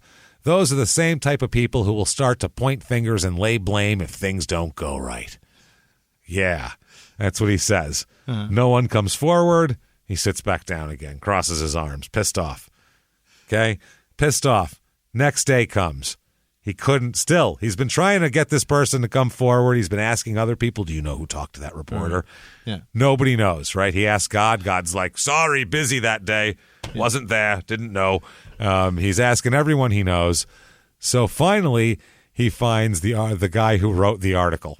Oh, and who was it? Who comes in? Some guy, who the fuck knows? One of these Florida sports writers.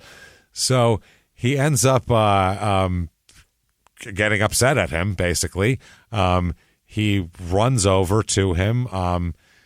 We'll talk about what happened here, but he basically overpowers this guy and knocks him down and then grabs him by the throat when he tries to get back up again. The reporter. It's just a reporter. A reporter, yeah. And the guy's like, I think he's older than him, and it's, he's definitely like out of he's not a fucking NFL football player. He's not an athlete. Right. He's not an athlete, yeah. This gets a huge national story now. You can't beat up a fucking reporter in the locker room. That's not okay.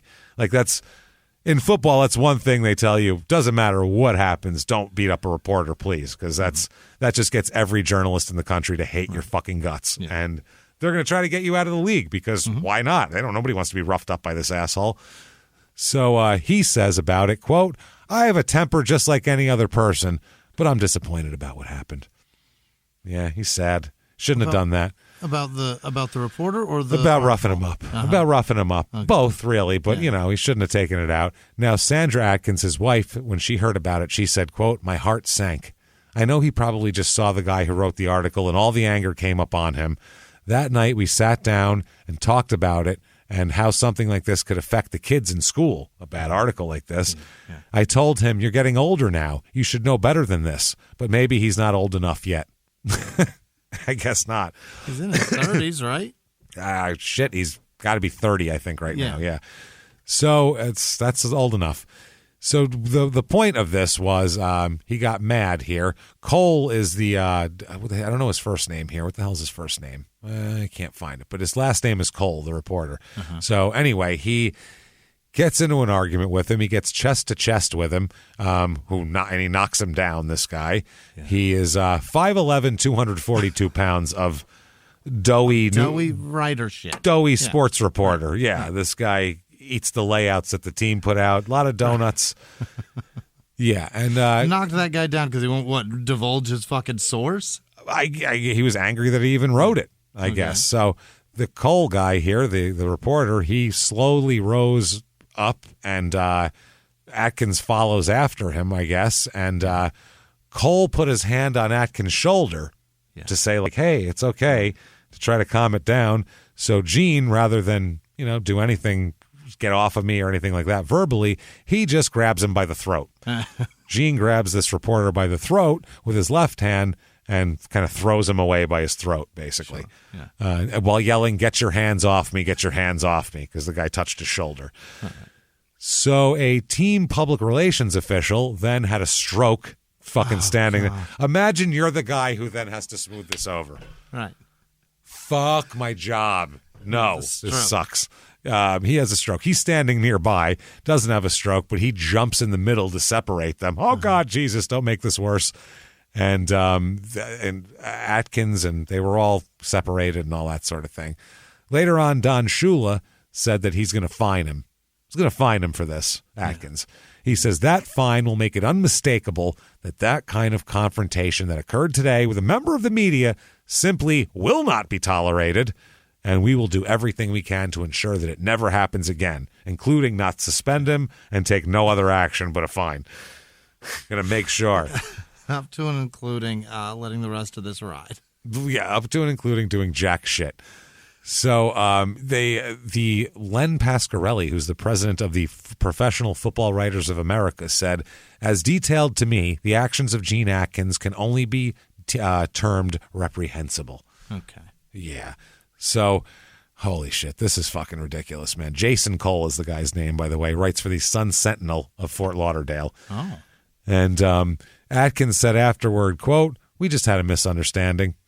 He said he apologized to Cole after that, and he said, I'm kind of pretty much sorry that it happened.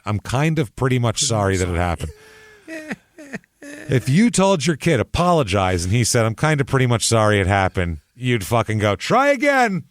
One more time. Take two. Running from the top. Here we go. Back to one, motherfucker. Let's get it going. Camera, it's still rolling. Just let it go. We'll get it in post. Do it again. Wow. I'm kind of a misunderstanding. So he softened it 3 times in 2 sentences. Misunderstanding, kind of, and pretty much. All of those. But he doesn't say because he felt really bad. He doesn't want to hurt anybody. He said, I'm kind of pretty much sorry that it happened because my soul don't feel comfortable with what happened. Okay. So it's all Jesus now. It's my soul. It doesn't fit into my whole deal there. I'm going to go to hell if I don't rectify this. Jesus. So this year, Miami goes 9-7. They do make the playoffs in 95, though, losing to the Bills 37-22 in the wild card. Don't worry. They'll get theirs. Yeah, that's all right. So anyway, he has some more weird reporter moments. At one point, there's a ball that he misses an interception that it's in the end zone, so it would save a touchdown, and it literally goes directly through his hands. Like, oh no, your 8-year-old could catch this ball, and then New England scores a touchdown on the next play. Oh Jesus! So not great. So they ask him, was that hard? That must have been tough having that happen to you, huh? And Gene says, quote, "No, it wasn't tough." And they were like, what? What do you mean? Even just say, yeah, that sucks. He was like, no, it wasn't tough. He said, quote, "My arm was dead. I couldn't feel my hand. The nerves were dead. It probably touched my hand, but I don't know. I couldn't feel it. No, it wasn't tough." Huh? Do you have a nerve problem now? What's going on here? I don't understand it. This is, by the way, this is the tone the media takes with him now after he choked a fucking media member. Quote, "You want answers? You get excuses." Wouldn't have been surprising. Wouldn't have been at all surprising right there in the locker room to see Atkins produce a doctor's note from somewhere inside his uniform pants. "Dear Mr. Shula, please excuse Gene Atkins for failing to complete his assignment. He had what has been clinically diagnosed as a really bad boo-boo." Wow. If one of Atkins' hands wasn't working, he shouldn't have been either. He should have asked out. He has all of one interception this year when his hands are feeling perfectly fine. But then it's a lot easier to make alibis after the game than it is to make plays during it, isn't it? Funny, it didn't look dead. The hand, I mean. The brain, maybe. The team, maybe. But surely not the hand. Oh, my. Wow. No, on the sidelines, Atkins' hand looked very much alive. You could tell by the way he kept jabbing it angrily, index finger extended in his defensive coordinator's face. Jesus fucking Christ. This is... wow, you want to talk about... taking it apart with words. Yeah. The pen is mightier than the sword in this particular case here, because he might have choked a guy, but this guy just said...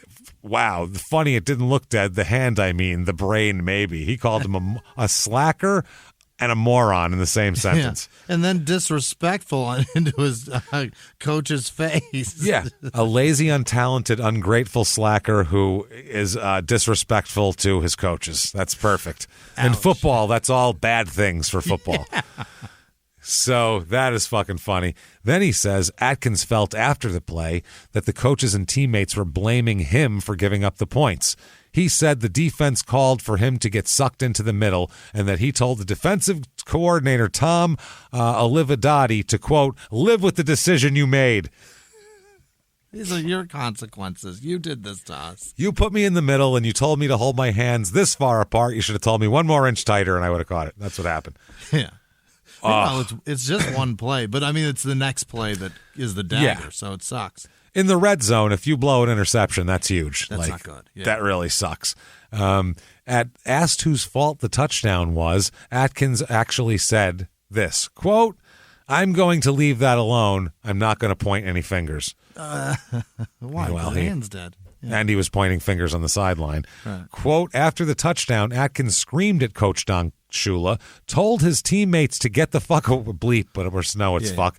Get the fuck away from him, then punctuated his charming display by sticking his finger in the faces of both Olividati and cornerback Troy Vincent. 10 minutes later, Vincent, as professional as anyone you'll ever find in sports, he's nice to us, Reed, followed Atkins around trying to talk to his teammate. Atkins put up his hand dismissing Vincent and walked away to be with his buddy Michael Stewart. So, wow. He's a child. He's acting like a child here. Troy Vincent said, because he's trying to be, hey, good teammate, he said, quote, "This is political. This is great.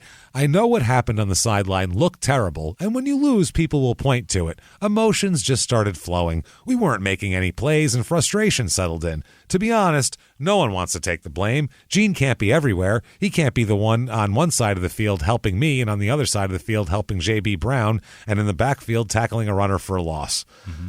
So he just didn't answer. That was an amazing political debate question.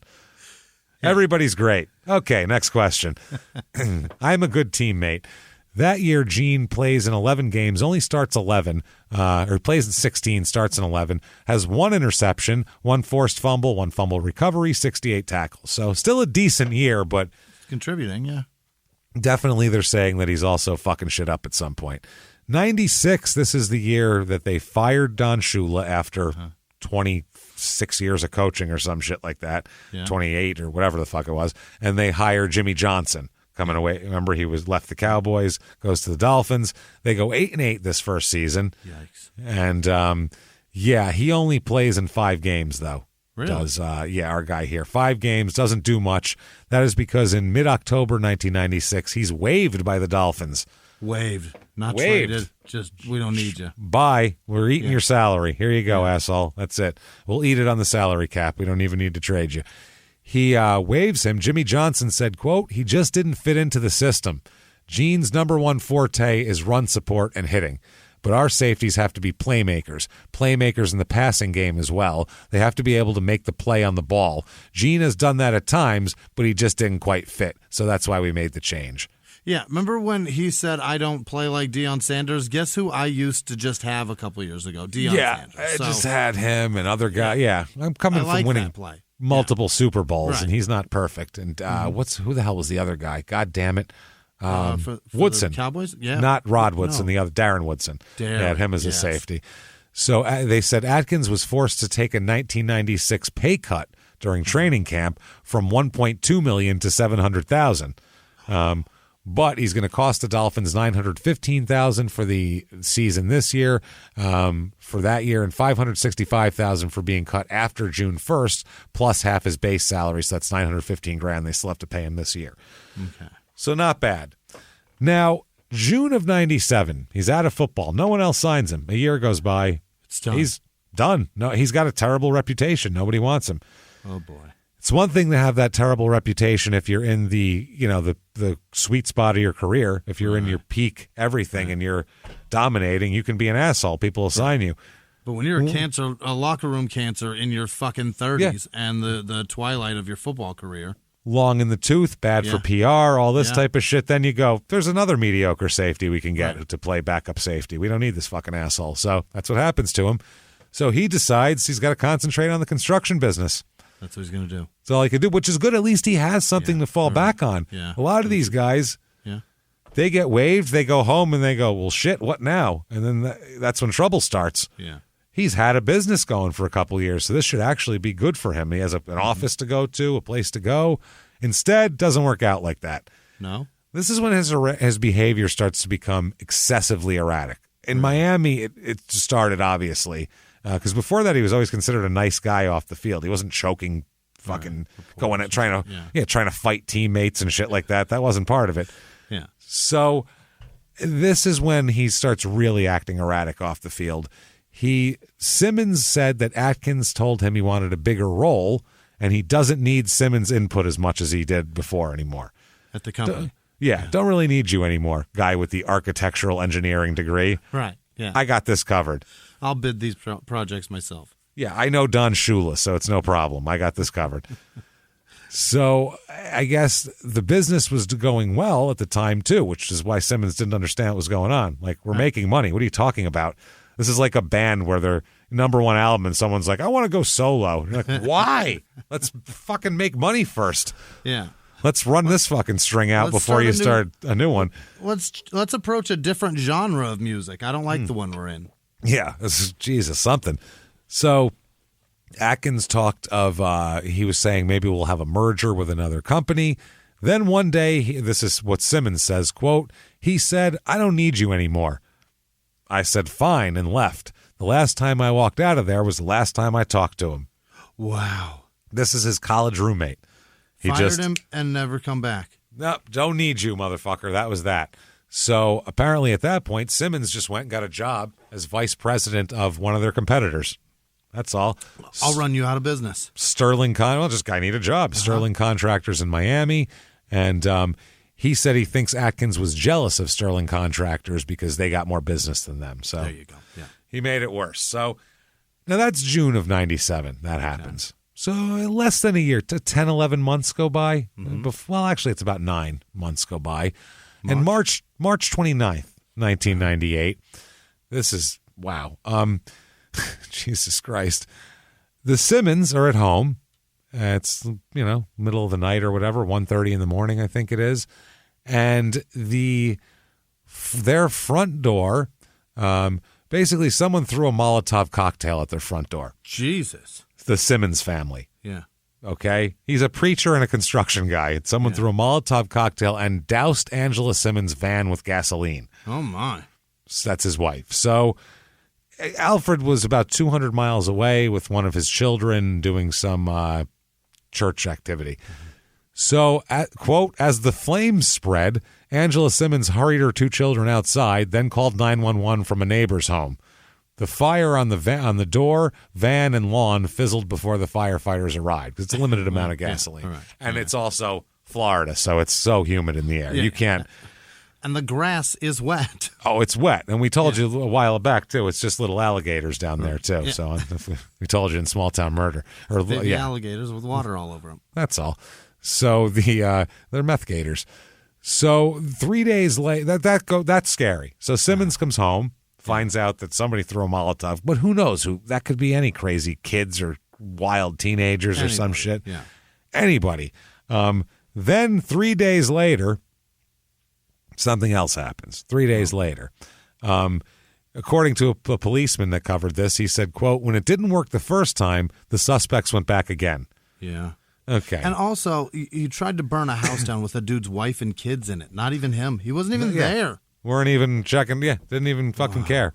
So this time they realized, well, you can't just throw it at the door. Yeah. It'll set the door on fire and then it'll go out before anything happens. So this time they were smart, and Alfred Simmons said he heard a rock crash through his window, followed by a firebomb after that. Oh, boy. And that spread a pretty good fire, as you can imagine. On an interior, it's a little bit different, much more flammable, and much more flammable items. Carpets, couches, these are all very flammable items. So that's what happened. Fire alarm went off in the house. They're like, holy shit. So he scooped up. He got his daughters. He's got Angela, Adriana. He's got 3 kids, 6, 3, and 1. Oh, my God. In the house. His wife grabbed the baby. He grabbed the other kids. They ran out the back door. Yep. Luckily, nobody was fucking incinerated in there. But police say that Angela Simmons immediately said she suspected Gene Atkins of this. Really? Immediately. Her husband agreed as well, but he also said, who knows, though? I'm like a vice president of a company. I might have some disgruntled construction worker. Yeah. I've been in business a while. It could be literally anyone. You fire a construction worker, he immediately does like 3 pounds of meth. So it's these guys are spotty after a while. So anyway, they're going to look into the whole thing, and once they do, in less than a week, Gene Atkins is arrested. Oh. And charged with hiring 3 men to firebomb his former business partner's home. Hiring. Wow. Not even him. He's charged with 8 counts of attempted murder and 2 counts of arson in connection with these firebombings. Holy shit. Of, as the paper puts it, a minister's home, which sounds even worse. Does sound bad. Firebombing a minister's home it just sounds so different than I'm going to get back against my ex-construction partner. Right. Sounds way more sinister. He's got to be pretty upset about that. Yeah, he's like, shit, goddamn. His why does ministry that guy have had nothing to do with this. Why does he have to preach on the weekends? I love God too. Shit. So they said that police said that Atkins hired 3 men to torch the home of his former business partner. The firebombing stemmed from ill feelings between Atkins and Simmons over the operations of the company. I would say that's ill feelings. It's a mild way of putting it. Jesus Christ. He said, this is the deputy chief of police. He said, Mr. Simmons wanted to run the business one way. Mr. Atkins wanted to run it the other way. Right. Yeah, he wanted him to be on fire, and Simmons said, I don't really want to be on fire. And that's the difference of opinions. Then you're fired. So, I thought you said fired. You said I'm going to be on fire. I didn't realize you said I was fired. Shit. I thought you said I was fired, and it turns out it's much worse. When I fire people, I fucking fire people. I fire them, goddammit. Alfred Simmons said, quote, I never knew he would do something like that. I helped him through some tough times. My little daughter referred to him as Uncle Gene. That's how close we were. Right. He tried to set his little niece on fire then. So when they talked to Gene, he immediately says, I'm not saying a fucking word. He never makes any statement to investigators. He's taken to jail and held without bail. Without bail. Yeah. They're like, you tried to burn up 3 little children. We're going to put you in. I don't think so here. You almost ruined Gino's career. We almost never got Gino Atkins. No, well, maybe he would have been even angrier. Who knows? Yeah. He might have hit harder. Burn victim Gino Atkins would be pissed. Oh, yeah. Boy. Yeah. Jesus Christ. So he said, quote, money was well, he didn't burn his own house. He burned this guy's house. Oh, yeah. I know what you're saying. Now, God damn it. Now I'm mixing up people's kids.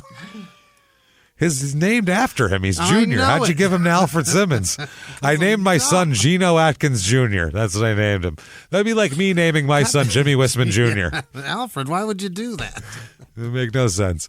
Why? What are you doing, Alfred? Jesus. So much he loves him. Special Agent Tony Pineda Jr., he said, quote, money was the motive. No shit. Now, Atkins' friend and former agent said he doesn't understand why Atkins would do that. He's never heard anything about him having financial problems. He said, I'm not aware of him doing poorly. Okay. So they don't understand it. So, yeah, charged with attempted second-degree murder, arson, battery, and conspiracy. That's too much. That's a lot. That's like 30 years stuff. Holy shit. Oh, it's possible life if he's convicted. It's a lot of shit. Yeah, all those aggravators and everything else. So apparently here, the 3 counts of attempted murder are in connection with the first firebombing, and then 3 people are in the house, and then the other one, all 5 people are in the house. That's another 5 counts. Yeah, that's 8. So now you're up to 8. He was hip-hop's biggest mogul, the man who redefined fame, fortune, and the music industry. The first male rapper to be honored on the Hollywood Walk of Fame, Sean Diddy Combs.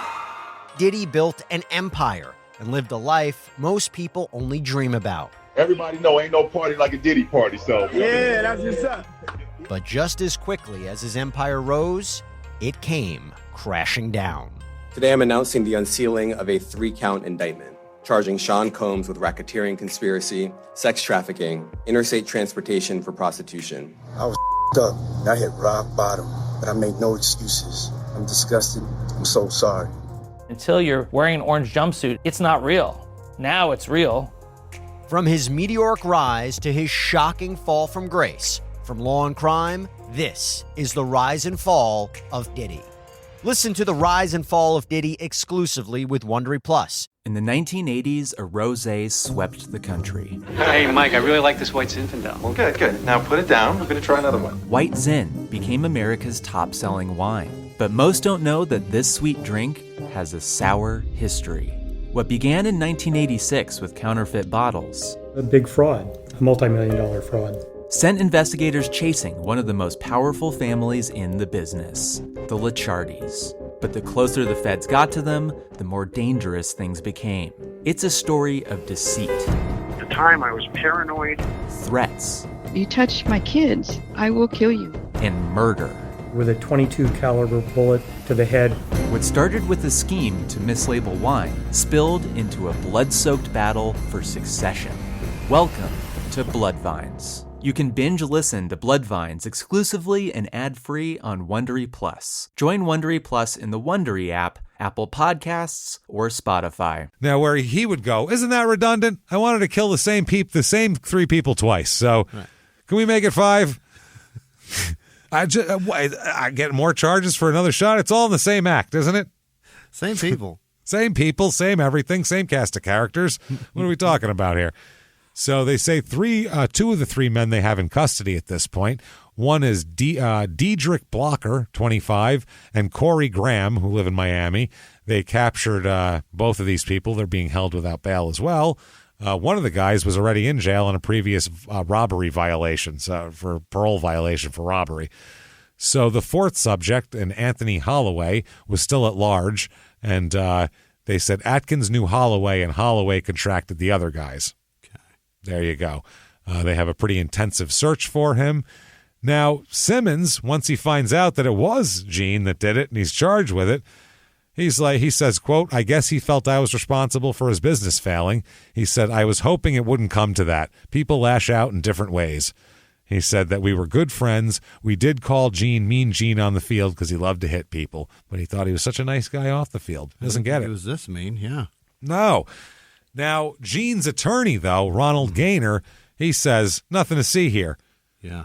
Nothing to see here. Completely innocent. These people who have no connection to this Simmons guy just must have picked him out randomly out of the phone book, like the guy in The Jerk who was shooting at Steve Martin. Yeah. And decided to go after him. He says that his client is innocent. He said the time all the evidence comes out, it will be abundantly clear he's not guilty. He's not a criminal. Okay. This is a man who, while playing football and after, has devoted his life to giving his career to the community. Yeah. Duh. Couldn't have firebombed this guy, I'm sure. And his brain, by the way, working perfectly. Yeah. All cylinders firing. Simmons says he has no animosity toward Atkins and said not a drop. He just prays for him instead. Oh, okay. So, yeah, it's probably as shitty as it sounds. Yeah. So he does think that Atkins must do jail time if he's found guilty, though. But he does hope that Gene will straighten out his life. He says, I hope that in all that he's done, I hope he realizes that he still needs God. Yeah. He says, sometimes the Lord has to get us on our knees before we listen. Oh, God, that sounds really bad. The Lord wanted me to touch people that I put on my knees, that I put on their knees. Wow. Yeah, it's true, though. If someone forces you to blow someone, you're probably going to find the Lord in that moment. You're more likely. You might become a little more submissive and just do what they say. You're more likely to find Jesus and be like, please get me out of this, Lord. This is terrible. So, as he says he's innocent, he said their evidence is supplied by one or two. This is amazing. Quote, their evidence is supplied by one or two career criminals who will say anything to implicate Gene Atkins in this crime. Okay. How else would they know these people and firebomb? What reason would they have to firebomb them? He's the only connection between them. The prosecutor said the evidence all points to Atkins. He said, we believe not only did he know what was going on, he was the bank financing the whole thing. So he ends up getting bail eventually. They get him bail. They set bail at $275,000, and he gets out. They asked for a $1 million bail, but the judge set it for less than that. So there you go. Atkins also is not to have contact with the victims and must be monitored as well. All right. I would say. October 1998, the charges are lowered. To what? He's no longer facing attempted murder charges, apparently. What is it? Like lighting a fire on a no-burn day? I think it's like a no-burn day, or like it's a zoning regulation, I believe. Open flame day? He said that it's what is it here? They replaced the initial 11 charges with just one count: solicitation to commit aggravated battery. What? That doesn't seem like enough for that. Jesus Christ, man! How do you get to firebombing from that? His defense attorney said, quote, this is certainly a far cry from attempted murder and the rest of those charges he faced. I don't think he should be charged with anything. This happened to him because he's an ex-dolphin and he's famous. Okay. Good God. Happened to him. He was at a construction company and there's no other connection. What the fuck are you talking about? He hired guys to burn a house down with people in it. Oh, my God. By the way, by 2000, he's complaining to his doctors of severe headaches that go on for days, depression, thoughts, and even mild attempts at suicide at this point. Yeah, the CTE is starting to set in here. Brain damage is starting to be a factor, let's just say. So 2002 is his trial for this. For the firebombing. For the firebombing. It's a relatively short trial somehow, but not that big of a deal. And he is acquitted of all charges. What? How? How is he acquitted of all charges? I don't know, but he is. What the hell happened there? Wow. I wish that televise that fucking trial. I don't understand it.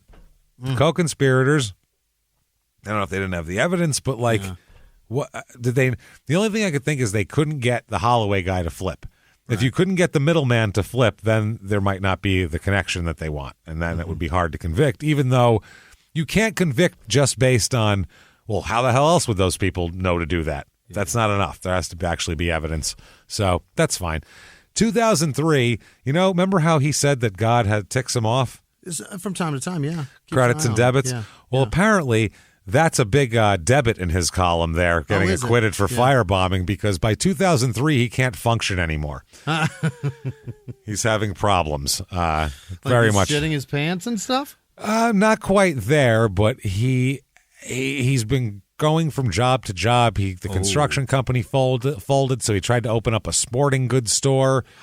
That didn't work. He was coaching. He tried to start a semi-professional football team that didn't quite work out. Yeah. It's not great. He's had a ton of injuries, many concussions, and all this type of shit. By 2003 here, he's no longer able to function at a full-time job. Oh, no. He can't go all day and stay focused and do all that. So May of 2004, he must really be cooking in there, because his wife calls the police on him. May of 2004, calls 911 and basically ran out of the house. This is shortly before 10 p.m. on a night here. She tells the cops that Atkins, she wanted to leave the house, and Jean pushed her into a wall, choked her, hit her in the face, chased her into a bedroom. Ended up, he bit her after he choked her, and then she bit him, and then he hit her with a remote control in the face. Yeah, just got to bless her sometimes. He beat her with a remote. Well, that's how you anoint things. Yeah. Certain churches have different things. Sometimes it's like an incense or a water or some shit like that. Sometimes you take one of those big universal remote controls and you crack them right in the forehead with it. That thing was it was a brick. That was huge. Yeah, and that's the Lord's blessing right there, and pow, and then you do that, and God goes, "Good job, Gene, thank you." So, no, this is fucking horrible. He beat his wife with a remote control in the face. What a monster. Beat her in the face after he choked, kicked, and bit her. So when the officers arrived, she runs outside like a fucking... screaming like it's on fire, like someone firebombed it. Like Ariel Castro's girls. Exactly. That's exactly how they run out. So she runs out, and one of the officers goes to the door, and he slams the door, obviously. Yeah. So they force their way into the house. Well, don't really force it. She gives the cops the keys, and then they open the door. They go into the house. Now, they see Atkins. He is, he's at the top of the stairs at this point. And at that point, they tell him, "Let's see your hands." And he has 2 knives in each hand. Wow. Which is a weird way to stab, because that seems like seems like it's counterproductive in a stabbing fashion. It's like the boss of a level. You know what I mean? He's like, "Give me 5 minutes. I'm making a Freddy Krueger fucking glove thing. Hold on. I got to get some glue and shit. Just give me 5 minutes." The man's got 4 knives? He's got 4 knives. He's making quadruple? 1 Freddy Krueger glove, guys. Hold on. So they said, "Hey, buddy, you're under arrest." That happens. Yeah. He then said, quote, "No, I'm not."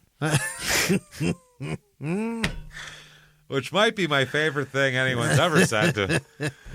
See what I mean? Yeah. No, I'm not. No, I'm not. He just says no to things that aren't no answers. Does he say it in like a fashion of like, "Oh, no, I'm not"? Oh, no, I'm not. I feel like that's what he said to Jimmy Johnson when he cut him. "Sorry, we're going to have to you're cut." "No, I'm not." "No, I'm not. I'm getting suited up and I'm starting tonight at free safety." "No, you're not." No, yes, I am." Then he says, quote, that he, quote, wasn't going to jail tonight. Okay. So not happening. When are you free? He then punched the officer in the throat and slammed the front door. "No, I'm not going to jail tonight." Pow, slam. "Have a good one, everybody." And he walks back into his house like, patio. That ought to do it. Should be good there, right? Yeah. Okay. So he does that shit, hits him in the throat, locks the front door. Mm-hmm. So then they get the house keys. They open up the fucking door again. Yeah. That's what it is. When they get inside, he still has 2 knives. Now he has 2 knives again. He's got his 2 knives in each hand again, picks those back up.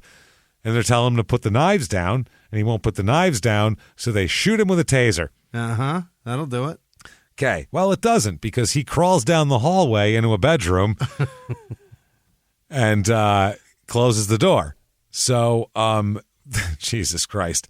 Then the officer kicks the door into the bedroom, looking for him. Gene is hiding off to the side. Jesus Christ. Atkins grabs him and throws him into the bathroom, slams the door, and then runs into a different bedroom. He's like a 12-year-old. He is a dangerous, brain-damaged 12-year-old who's playing some weird game of hide and seek.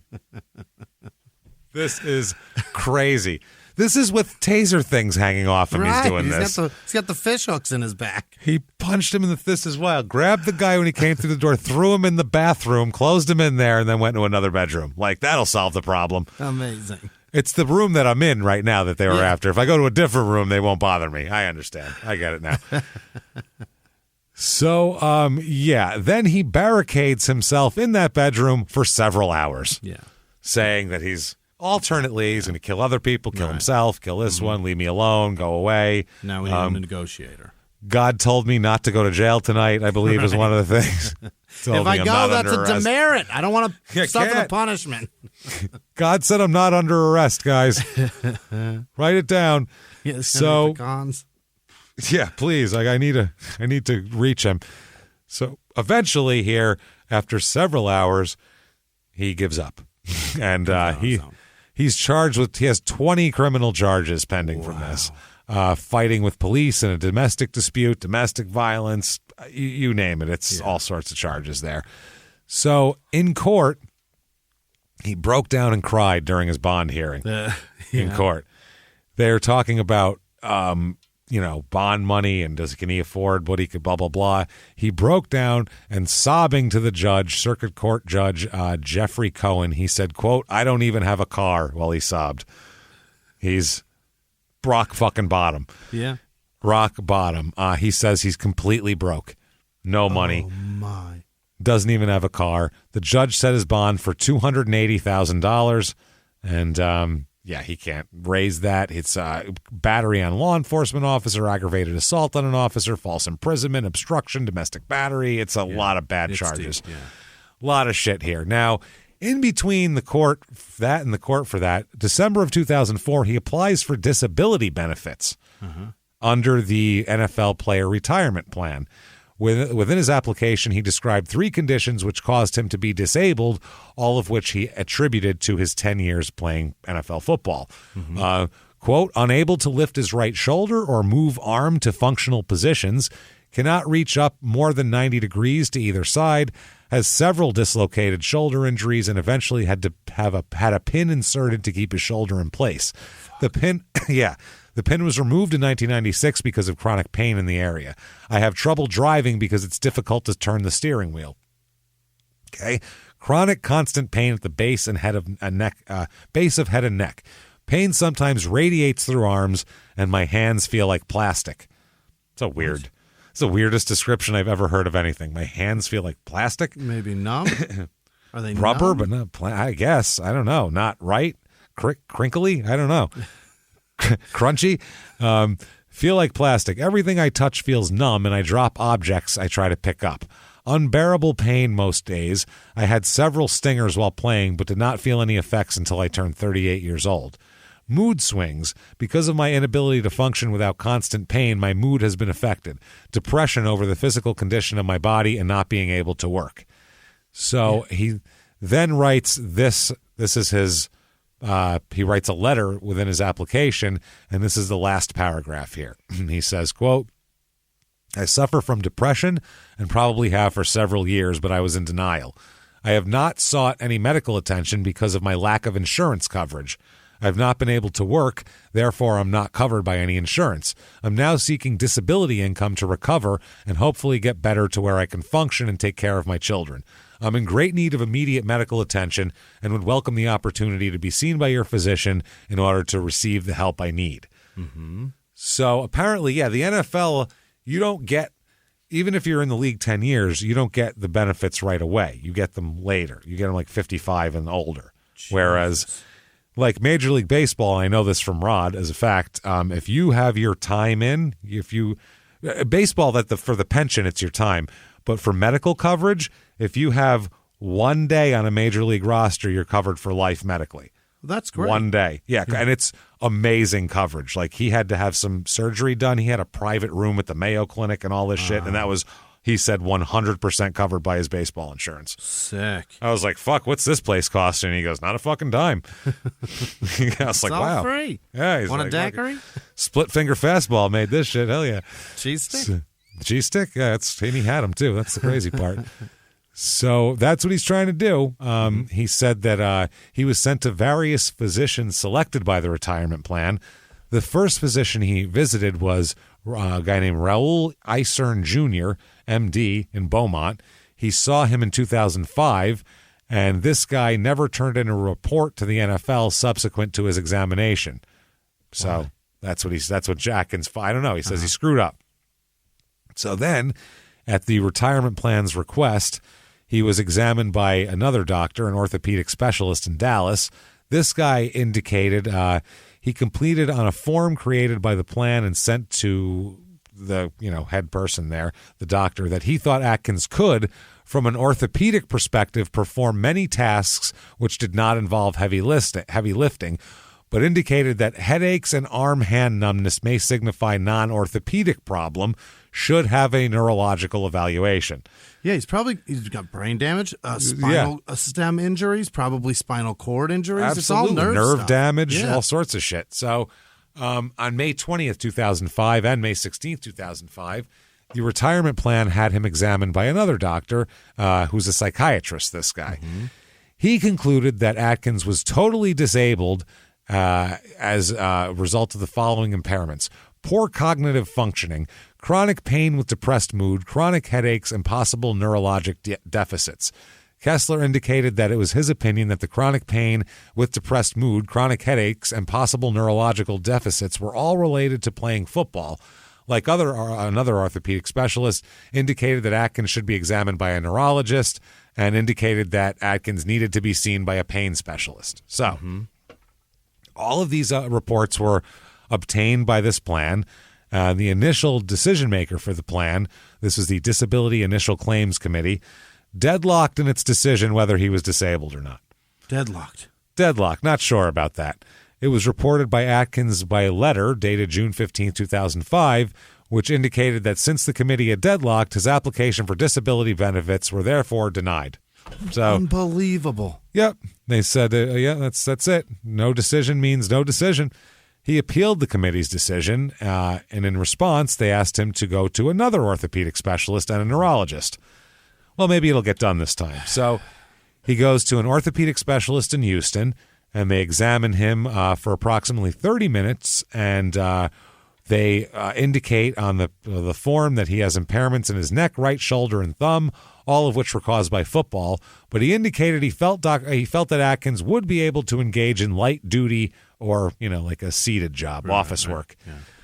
Yeah. So Atkins was examined by a neurologist also in Houston, and this guy, Dr. Martin, determined that Atkins was, quote, totally disabled to the extent that he's substantially unable to engage in any occupation for remuneration or profit. Why does the NFL fight so hard to not take care of these guys? Oh, gee, I wonder why. Is it too expensive? Yeah, they don't want to fucking pay for it. That's it. They want our $12 billion TV deal. We just can't find a slice for that. Sorry, guys. Sorry. This guy's got so much head trauma. He thinks allegedly thinks firebombing is an option. A normal option. Right. A normal, like he's on the fucking wire, and Randy has been telling on people. So it's ridiculous. So he said he's disabled as the term, i.e. disabled as that term was defined by the retirement plan. Dr. Martin indicated that the impairments which caused Atkins to be disabled were bilateral numbness in hands, frozen right shoulder, neck pain, and limited range of motion in neck, chronic headaches, and memory problems. On the NFL form, he indicated the numbness in his hands, frozen right shoulder, and neck pain all resulted from playing football. He was unable to say whether his memory problems were football related because he doesn't know. At that time, too, they didn't know. So during this time, he attempted full-time work. He applied for and got a job at a Target store. Wow. Yeah, he's got the red shirt on near his apartment in Round Rock, Texas, where he lived with his new wife now, Patricia, and their sons, Jason and Jared, new kids, a new family. His responsibilities were to hang signs and perform other tasks. Due to his constant headache, shoulder and neck pain, limited range of motion, and numbness in his hands, he was not able to perform the tasks required of him and was forced to quit 3 months after being hired.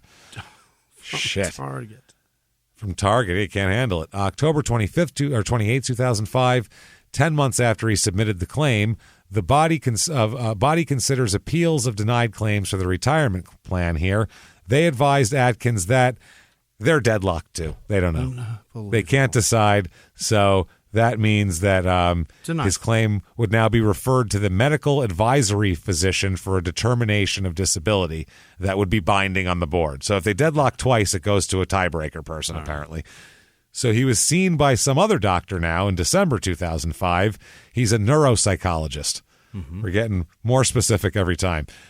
He, after having his assistant administer a test to Atkins by having Atkins answer a long series of questions, this doctor determined due to impairments of illiteracy and borderline mental ability, he has forgotten how to read and has borderline mental ability, like IQ-wise, they're talking. He's basically made himself, Forrest Gump over here. Right. He slowed it down so bad that he's now he's challenged in that way.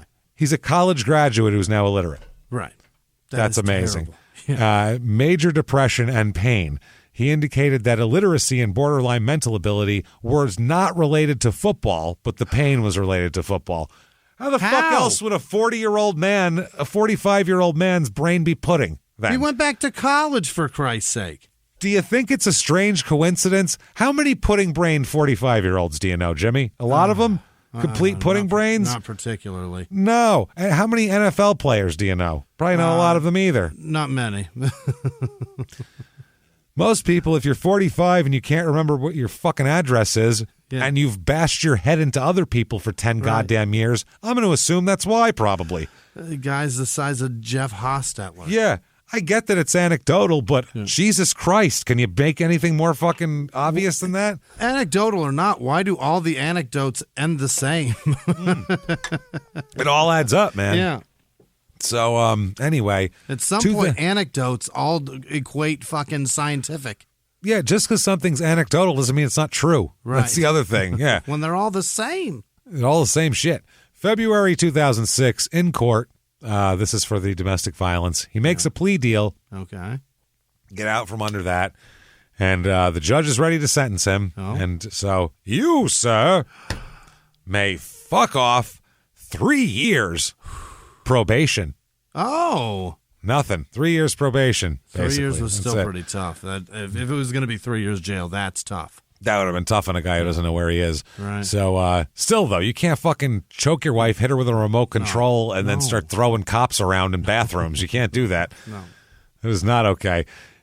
So, yeah, it's not, I guess the court agreed to withhold adjudication. So the charges of domestic battery, battery of a law enforcement officer, and resisting arrest with violence will not appear on his record after his probation if he doesn't violate it. It's expunged after 3 years. So, yeah, he got pretty goddamn lucky there. Sure did. So, yeah, this guy, he's got to come home and go, wow, relief, yeah. Holy shit, I could have been in prison. I don't know what to do. He also has no money or job or way to make money, and he can't think straight. He could really use, he could use employment, but who wants to hire a guy who's fucking got brain damage? You know what I mean? Who wants to hire a guy who can't, I guess, Jesus, or there is a knock at the door, and it's opportunity knocking. It's Vince McMahon, CEO and chairman of the WWE. Yeah. And he says...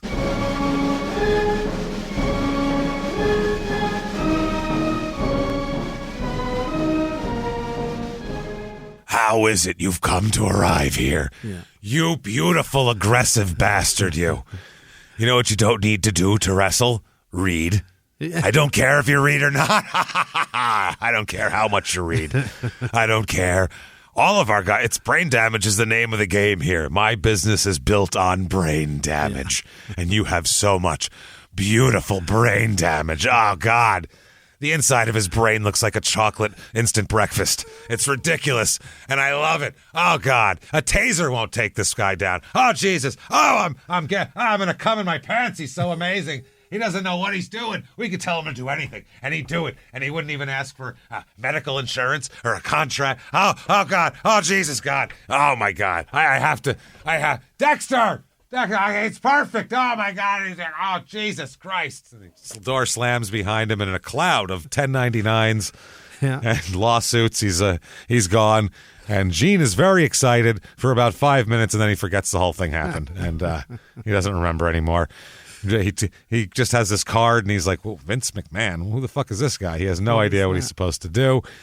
So back to his disability thing here. There's a letter dated February 23rd, 2006 by the board notified Atkins that his claim for disability benefits had been approved. However, the board also determined that his disability was unrelated to football. Okay? Accordingly, which is ridiculous. He didn't do. What are they talking about? Yeah, he got tons of head injuries while sitting in a fucking office at a construction company. Okay. So, accordingly, in the parlance of the retirement plan, he was approved for inactive total and permanent disability. So, the board found the effective date of disability being the payments would commence being June 1st, 2005. This is fucking ridiculous. Now, it says, although the details of the plans trend toward providing leverage for the denial of benefits rather than their approval, the NFL retirement plan and the NFL player supplemental disability plan, by their covers, are promoted as a safety net for ex-players such as Atkins, and they are intertwined. So that way, they have another route. They can't just say denied or approved. Mm-hmm. You can say denied for your football stuff, but we'll approve you anyway, and then you get like way less money and less benefits. People. Yeah, because we're good people. So we gave ourselves an off-ramp here. So we don't look horrible by not giving you anything. And if you complain, then you get nothing. That's how it works. So it says if an ex-player is disabled, but that disability is deemed to have been caused by disease or injury unrelated to football, the retirement plan provides a formula for disability benefits for that employee, but the supplemental disability plan is not triggered. This is what occurred to Atkins in February 2006. He has a net credit for 10 seasons with the NFL. In accordance with the formula within the retirement plan, and providing for cost of living adjustments and plan modifications as of April 1st, 2008, Atkins is paid, what do you think he's getting? $800 a month. $1,225 per month. That's ridiculous. And his ex-wife gets the same amount pursuant to a divorce decree. So he should get $2,500 a month, and instead he gets $1,250 because she gets half the money. That's gross. Oh, that sucks. So most disability plans pay the disabled employee approximately 60% of his or her pre-disability earnings up to a certain cap. That cap is often in the neighborhood of $20,000 per month for executives, most of whom during their working days earn far less than most NFL players. Benefits are generally not reduced or eliminated when the disability is not work-related. The NFL treats its former employees who have become disabled much differently. For those that become disabled from a condition deemed to be unrelated to football, the players are paid a pittance of their former earnings. This is from the court document here. The retirement plan currently pays Atkins disability benefits that are approximately 3% of the salary he was earning at the end of his football career. Had the board approved Atkins for disability benefits that were football degenerative, meaning that the disability is deemed to have arisen out of football activities, he would be paid substantially more under the retirement plan. See what I mean? This is why they have such incentive to deny the CTE. Because even if they deny it for 10 years or 15 years, you add up how much money they're saving in those 15 years. They don't give a fuck about these guys. Not a one iota of a fuck about them. That's so shitty. It really is. Atkins was relieved to finally receive some disability benefits from the retirement plan after more than a year of endeavor, having visited 6 different specialists chosen by the administrators of the retirement plan. However, he was shocked to learn that the board did not consider his disability to arise out of football activities. Yeah, I would say so. I'd love to hear the reason. Oh, my God, man. It's fucking wild. This is wild. February 2006, the board awarded him inactive total and permanent disability benefits, which gave him $911.25 a month. So then he went to a different doctor. He brought medical records and films with him, but Dr. Gilbert advised that he didn't need to see them, conducted a physical examination on Atkins that lasted 2 or 3 minutes, then told Atkins there was nothing wrong with him. Nothing wrong with him? You're fine. Dr. Gilbert's notes reflect that he spent a total of 5 minutes with Atkins. In his notes, Dr. Gilbert indicates Atkins has no neck pain, no neck stiffness, even though Atkins came in complaining about chronic neck pain and neck stiffness. It's the whole reason for coming there. In the retirement form, Dr. Gilbert writes that Atkins has subjective complaints about pain, but MRI and EMG studies show relatively mild abnormalities, including carpal tunnel and cervical radiculopathy? I don't know It's what the neck fuck. problems. There you go. This contradicts the findings of previous physicians who had examined Atkins a year earlier. After taking his own x-rays of Atkins' neck and shoulder, another orthopedist described the degenerative changes in Atkins' neck as significant. Wow.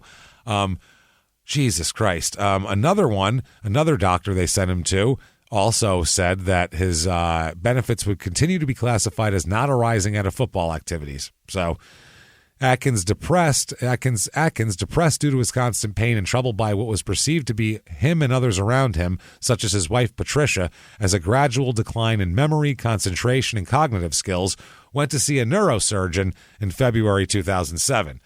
Holy shit, this guy specializes in post-concussion injury. Okay. All right, now we're talking.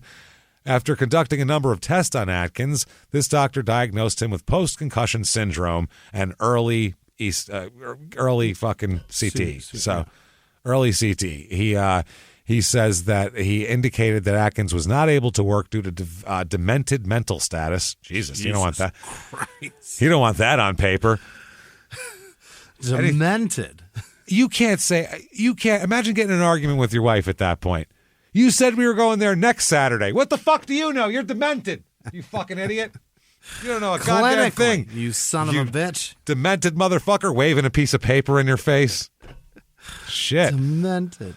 You want to be demented? I'll tell you. I'll fucking make sure you know you're demented every damn day. So he said they said the mental status was caused by head trauma from professional football activities and that the condition was permanent. So the administration, the decision by the administrative law judge with the Social Security Administration's Office and Disability Adjudication and Review, found that Atkins has been disabled since January 1st, 1998, and the judge based his decision on this doctor that he just heard here. Now, so obviously they send him to more doctors. It's fucking by 2008 he's still going to doctors because he's appealing all this shit. He was advised after the board meeting on April 30th, 2008, that the board had tabled its decision on the appeal and wanted Atkins to see yet another physician. They've sent him to 20 different doctors. They're going to send him to doctors until a couple of them are on their side, basically. Yeah. All right. So June 2008, the benefits coordinator advised Atkins that he was to see a neurologist, a different one, in Seattle. As before, Atkins complied, saw the doctor. The doctor evaluated him for the following health conditions: concussions, headaches, and memory loss. This was the third neurologist and the eighth physician who evaluated him at the request of the administrators of the NFL retirement plan. Right. Seems like overkill here. The board's next quarterly meeting was scheduled for July 23rd, 2008, at which time Atkins' claim was supposed to be decided. Neither Atkins nor his counsel received any prior notice that an extension was necessary. By letter from the plan director, Atkins and his counsel were advised that its meeting with the board had been tabled again, basically. So they just keep blowing him off. What do you do? I mean, you go on Real Sports with Bryant Gumbel on HBO Mm-hmm. in 2007, and this was a couple times. They always do this. He can't recite the first 6 months of the year in order, as we'll talk about specifically later. One guy here, a fullback on the '94 Dolphins team, said, "I looked up to Gene Atkins as a leader and a man. I saw him on television, and they were trying to talk to him, and he was a shell of the man he once was." Now, teammates, after this is the time when they start 2007, they're wondering about their own headaches and memory losses and shit like that. Everybody's starting to do that. But also they said that a lot of people, there's a lot of skepticism over these concussion lawsuits. For some, I get why the owners wanted to. I never understand people like shilling for the entity, for the entity that has all the reason in the world to lie. I don't understand that. Like, benefit of the doubt wise, you would think they'd go, well, let's just err on the side of fucking give these people some money. But I don't know what it is about people, but people who aren't satisfied with their own lives don't want other people to have shit, even if they deserve it. It's the weirdest like mentality. I don't get it. When it comes to lawsuits that are medical like that, the payouts oftentimes are astronomical, that people don't understand how the money is that big. So fucking what? But no, what do you care? My point is that they're worried my point is I think they might be worried that kind of money would devastate the NFL and it would be over. Are they worried that they don't get their bullshit on Sunday? Maybe, but because it's not just this, it's with other things too. Yeah. People don't want. Remember how much they made fun of that lady for getting the burns at McDonald's, and now we know how severe they were. Right, there were blisters on her fucking vagina, for Christ's sake. They didn't care. It was just a matter of, and everyone was like, how fucking $100,000? That is nothing to McDonald's. No. They used to spend that on those little tin fucking ashtrays in a month. You know what I'm saying? Like, that is nothing at all to them, and people were like, how fucking dare she? It's unreal, bro. It's unfucking real. That turned out to be like the poster child of frivolous lawsuits. Meanwhile, it's the least frivolous lawsuit ever. Yeah. Well, people were pointing to two particular players that were on the list going, well, look at they're on it. Well, it must be bullshit. Garo Yepremian, the kicker, who says, I kick a touchdown. So maybe he had brain damage then. Who knows? Also, you can't touch that guy, so he shouldn't have brain damage at all. And Jim Arnold, who was a punter. They're saying, well, he couldn't have had brain damage. Well, you don't know. They get in on special teams plays. Sure, maybe he took a couple shots to the fucking head.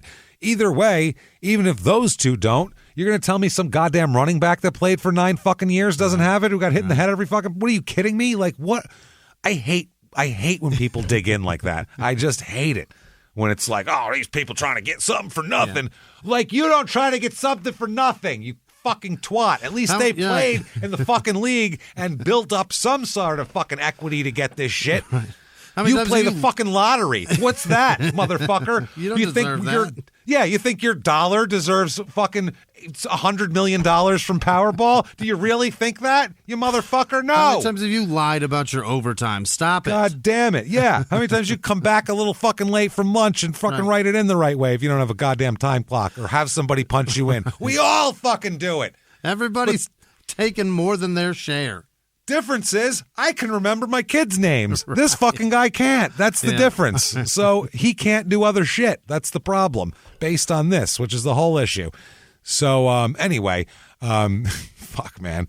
The one guy I here... think they may just get upset, too, because they're not getting free money, and they punch their wives, too. Yeah, what the hell, man? They just don't have an excuse for why they do it. One ex-player says this, quote, I don't know, I was never diagnosed with a concussion. My personal feeling is that the pendulum has swung way too far, and they're kind of using concussions as a whipping boy or excuse. This is a player that's talking about their fucking ex-teammates. That's how brainwashed these people are from the time they're fucking 8. Stunning. Then he says, I mean, there are clearly people, ex-NFL players, who've had a terrible problem with multiple concussions leading to all sorts of very traumatic things. But I think also we should ignore that because Garo Yepremian might be faking it. So everyone else can go fuck themselves. These fucking shills for the man. That's what these people are, all of them. It's fucking gross. There's so many shills for the man in our society now. Right. I just want to, I swear to God, I want to just rub everybody's face in shit at this point. I'm so sick of it, like a dog that you don't like in the 50s. That's what they used to do. Nobody does that anymore. And look at Joe Frazier. Listen and look at Muhammad Ali. Head trauma is a problem, and you fuckers led with it in almost every hit in that league for ever. It's just the stupidest fuck. It's the dumbest thing you could think of, to not think that your brain is bruised and messed up. What is wrong with you? And it doesn't regrow. No. What the fuck, man? At this point, as much of an asshole as he is, you got to kind of feel bad for him because I don't really think he can help it. I really don't. I don't know. I mean, maybe I feel bad for all the people around him. I mean, I feel bad for all these people, Jimmy. But not nearly as bad as I feel for Gene Atkins, outside sales manager at American Home Energy Corporation in Roseville, California. Gene Atkins, maintenance manager at Constellation Brands in Fresno. Poor bastard.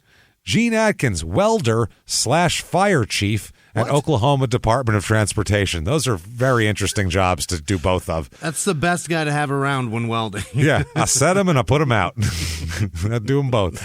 Gene Atkins retired from the United Methodist Church in Kansas City, Missouri. Gene Atkins, quote, living my life and having fun, Dallas, Texas. Not the same guy. He owns a landscaping thing. And finally, Gene Atkins, who in 2020 was ordered to stand trial on multiple charges after a Trader Joe's assistant manager was fatally shot by a police officer when a gun battle broke out after a police pursuit that ended with a standoff inside the store. Holy shit, Gene. Atkins didn't shoot the woman, but he's facing charges for her murder on the theory that he set off the chain of events that led to her death. Right. He allegedly kidnapped his teen girlfriend, this guy, and forced her into his grandmother's car, which he crashed into a light pole in front of Trader Joe's while fleeing the police. Yeah.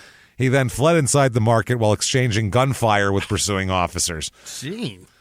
Over a 3-hour standoff, he held 3 people hostage inside the store, and several employees and customers were able to escape, while others were released from him at various times before he eventually surrendered. He's charged with murder of a peace officer, assault on a police officer with a semi-automatic firearm, kidnapping, fleeing a pursuing police officer's motor vehicle while driving recklessly, grand theft of an automobile, discharge of a firearm with gross negligence, shooting at an occupied motor vehicle, false imprisonment of a hostage, and mayhem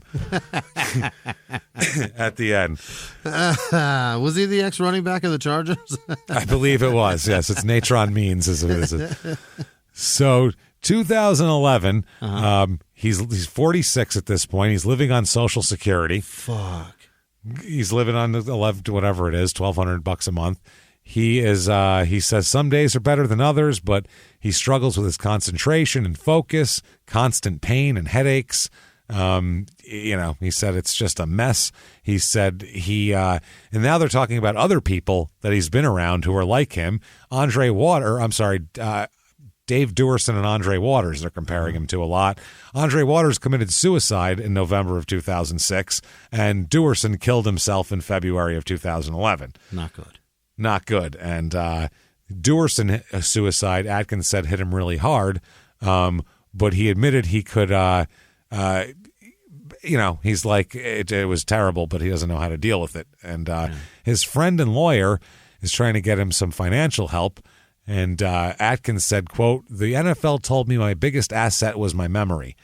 He said, Dom Capers, the New Orleans coach, had a very complicated defense. It was like a chess game. I learned it in 2 years and mastered it in 4. He said, though, he admitted during this that he doesn't remember the question that the reporter just asked him. Oh, my God. He'll think about it for a second, then go, wait a second, what did you just ask me again? So he said he doesn't have much of a short-term memory at all, and a doctor confirmed that the layman would know this after talking to him for 5 minutes. You don't need to be a doctor. You talk to him for 5 minutes, and he's going to ask you 3 different things of what the hell are we doing, what you just said. He'll say something that he just said before because he doesn't know he said it because he forgot. He's got shit like that going on here. He said, quote, I mastered that defense, grades of 90% to 80% in 100 to 80 plays and maybe 1 or 2 errors. But he said, though, you suck it up, and that's what football is. He goes, man, suck it up. If you can walk, you can play. That's the mentality. Does Gino take care of him? I don't know. I would fucking hope so. He's got no money. He said, they asked him kind of, how many concussions, what are you thinking? And he said, quote, maybe over 20 concussions. Sometimes I couldn't see, and I would tell Saints defensive back Brett Maxey or linebacker Sam Mills to cover until I get my vision back. Oh, my God. The trainer would come out and never report a concussion. Because unless you were unconscious, they wouldn't report a concussion back then. He said, I had 1 listed concussion. You're just dizzy. Can you see this? If you went to the sidelines, you were a wimp. That's peer pressure. Wow. And he said he was a gladiator and he wanted to be known as the roughest and toughest on the field. Yeah. So he would do that. Guys now do that even more. Some guys do. Some guys are scared, so they follow the protocol. Some guys, if they get hit in the head, will lay down and pretend they got the wind knocked out of them. Yeah. That's what they do. They'll lay there. They said immediately, if you get a head injury, you go down, every single guy grabs his chest because that's, I got the wind knocked out of me. And you can actually lay there. If you got the wind knocked out of you, you can lay there for 10 seconds and get your head back together, and no one thinks you're unconscious. They're like, oh, he's getting his wind back. No worries. And no one thinks twice about it. So he goes, they all know instinctively to grab your chest unless you want to be taken out of the game. Wow. Don't put your head anywhere near your head. Don't put your hand up there on your chest. When anybody comes, go, wind. That's all you do. Go, wind. And then everybody will leave you right alone. Oh, he'll be fine. Wind knocked out of him. So, he said everything was about intimidation. Put fear in the offensive guy. Tough, rough, and rugged. There was no hitting with the shoulder. You know why? He's hitting with his head. Yeah. That's why. Right. Think about that. If I played today like that guy in Pittsburgh, James Harrison, they'd probably fine my whole paycheck. You can take your car after an accident to a body shop, and the guy says he can fix that. But after 5 or 6 times, you can't fix that. The same goes for your brain. You can't change that. That's a good way to put it. Yeah. Once you've made the metal weak, it's not going to keep fixing. He said he's never heard from his former owners, never anything like that. They do point out that at this moment in time, the Saints owner was receiving about $185 million in cash payments to keep his team in New Orleans from the governor and the Louisiana state legislature between 2002 and 2010. Quote, as a thank you for not breaking his Superdome lease and leaving New Orleans. Is that right? Stay here, we'll straight bribe you. We'll give you cash. $75 million? $85 million, Oh, 185. my God. And you put that right in your pocket, and this pudding brain fuck that hit people for you for a long time can go to hell. That's what that is. So, shit. Atkins made an observation here. He says he thinks that a lot of the off-field problems that a number of active players have may indicate something's going on with their brains. Yeah, you think so? He named 2 players in particular that they wouldn't list here, but he said back then, the problem is back in 87 during that strike that we talked about, he didn't pay much attention to what they were even talking about. He said, I had no idea what we were striking for. I just wanted to get vested. I think they were talking about the plan, and then he stumbles and the reporter has to help him back on track because he doesn't know what he's talking about. And then he goes, plan B, free agency. I was focusing on making the team. He basically, he said he was told the story about Jim Burt, who's the former Giants and Niners player, who waited in the Giants stadium parking lot until the striking players decided to walk into the stadium for practice en masse in 1987 after the Players Association pretty much collapsed. Burt said, as football players, we were used to getting hit over the head, and he was happy to be back even though the players gained nothing by going out. Atkins asked how long Burt was in the league at that point, and it was 7 years. And Atkins said, well, if he didn't know what was going on, how the fuck would a rookie know what was going on? Because he didn't even know what he was doing here. So it was around he was still around in 93 when they reached a new collective bargaining agreement that included better pension and some post-career health benefits for 5 years if a player became a 4-year vested veteran. Okay. So then you'd have 5. So for 5 years after you're done, you get health benefits. Then you're on your own until you're 55 or whatever. So the owners and players collective bargained working conditions with the players are bad at this. They opted for money instead of long-term health benefits, basically. So 5 years isn't enough protection for people who could get the shit beat out of them. Right. Sometimes those symptoms don't even show up till 5 years after you're done playing. Right. That's the problem. But that's why they did it. That's why they did it at 5 years. They knew that. So 2012, finally, it's the Federal Appeals Court denies additional disability benefits sought by him. Unreal. Denies him. They said that it's like fucking a classic case of this shit. It absolutely is. He tried to firebomb a guy. I mean, Jesus Christ, said he wasn't under arrest. They said, quote, wow, this is the New Orleans Appeals Court panel unanimous ruling. While we are sympathetic to Atkins' plight, the board's decision does not meet the standard for an abuse of discretion given the mixed collection of evidence that could have been construed to support an award of either inactive or football degenerative benefits. The mixed bag of medical opinions simply do not provide a clear answer as to whether Atkins' disabling injuries did or did not arise from football. Therefore, the retirement board's discretion cannot be termed as an abuse of discretion. That's why they sent him to 20 doctors. Yeah. So there's 20 different opinions, and they sit down and they go, well, there's 20 different opinions. We can't decide. Right. We're not doctors. How do we decide who's more right? Denied. That's the NFL is. They're fucking Machiavellian as shit, man. It's messed up. So anyway, 3 seasons are required for a pension, and with the average career lasting less than 4, a lot of players don't qualify for the benefits, which don't kick in until age 55. Jesus. Wow. Major League Baseball player, 1 day on an active roster qualifies you for lifetime health care. So, is that why Tom Brady's still playing, so that he can just be covered forever? I think he's just going to play till he's 55 and then move right into it. So there's a lot of guys talking about this. Some people try to blame it on weight, where there's some people going, it's not that the players are getting hit in the head and that's why they're bad. It's because they get real fat and then they have a stroke. What? So they got calories on the brain? They're retaining cholesterol? They're retaining sugar, I believe, is the problem. What the fuck? So they're saying because they're so fat, and you retain trans fats on the brain, I think, is the problem. That causes stroke, which causes brain damage, which is not football related. Yeah, and the thing is, though, you can avoid that afterwards. You can try to do something different, but you definitely can't fix your fucking brain. Never. So that's a problem here. But they go over that a lot. Then there's the movie Head Games, which is the documentary. That's the one I think that's the concussion movie is based on. That's Chris Nowitzki is the guy who made it. He's a college football player at Harvard, and he also wrestled for WWE for a long time. He's the guy who started this whole thing and really made it a big deal. Now, in this film, Gene is being interviewed by a neurologist. They show him in there. They tell him, quote, repeat the months of the year between January and June. Yeah. He says January, May, April. Yeah. That's not the months between January and June. I mean, they're there. Well, then he says, can you do it sequentially? And he says January, and after some struggle, February, March, April, and then June. Oh, boy. So then the guy says, what's before June? And he says July. Yeah. So he has right. See what I mean? How he steps on, it's like whack-a-mole in his brain. Right. He pins one down and then another one pops up and he can't. It sounds very frustrating to be him.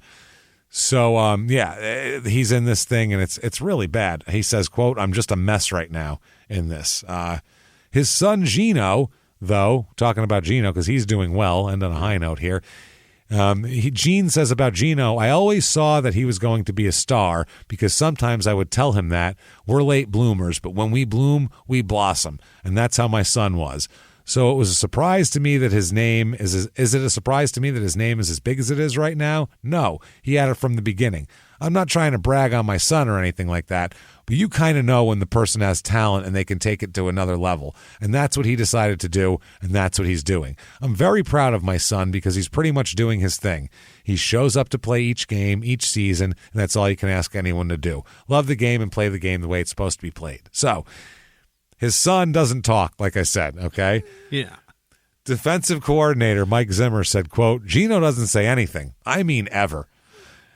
He said, ask, how you doing, Gino? And he says, good, coach. That's about it. He's a great guy, but that's all you get out of him. He talks a lot more around the guys than he does around you or me, but I wouldn't put him up on the speaker's tour. I guess not. Defensive end Carlos Dunlap, who dresses 2 lockers away, said, quote, I've heard his dad was a heck of a football player, same as he is, but Gino's a very quiet guy and he doesn't say too much. He just lets his actions speak for him. The guy next to him, a fellow tackle, so they're on the same team, they talk about shit, D'Amato Peco, said his locker is right next to him. He said, quote, I'm not too familiar with all that because Gino doesn't say much. He's pretty humble, but I heard his dad was a hell of a football player. Nobody knows anything about this man. Nobody knows anything about this man. So when they ask him about his dad's brain, Gino says he's still bothered by headaches and things. He's just making it day to day as best he can.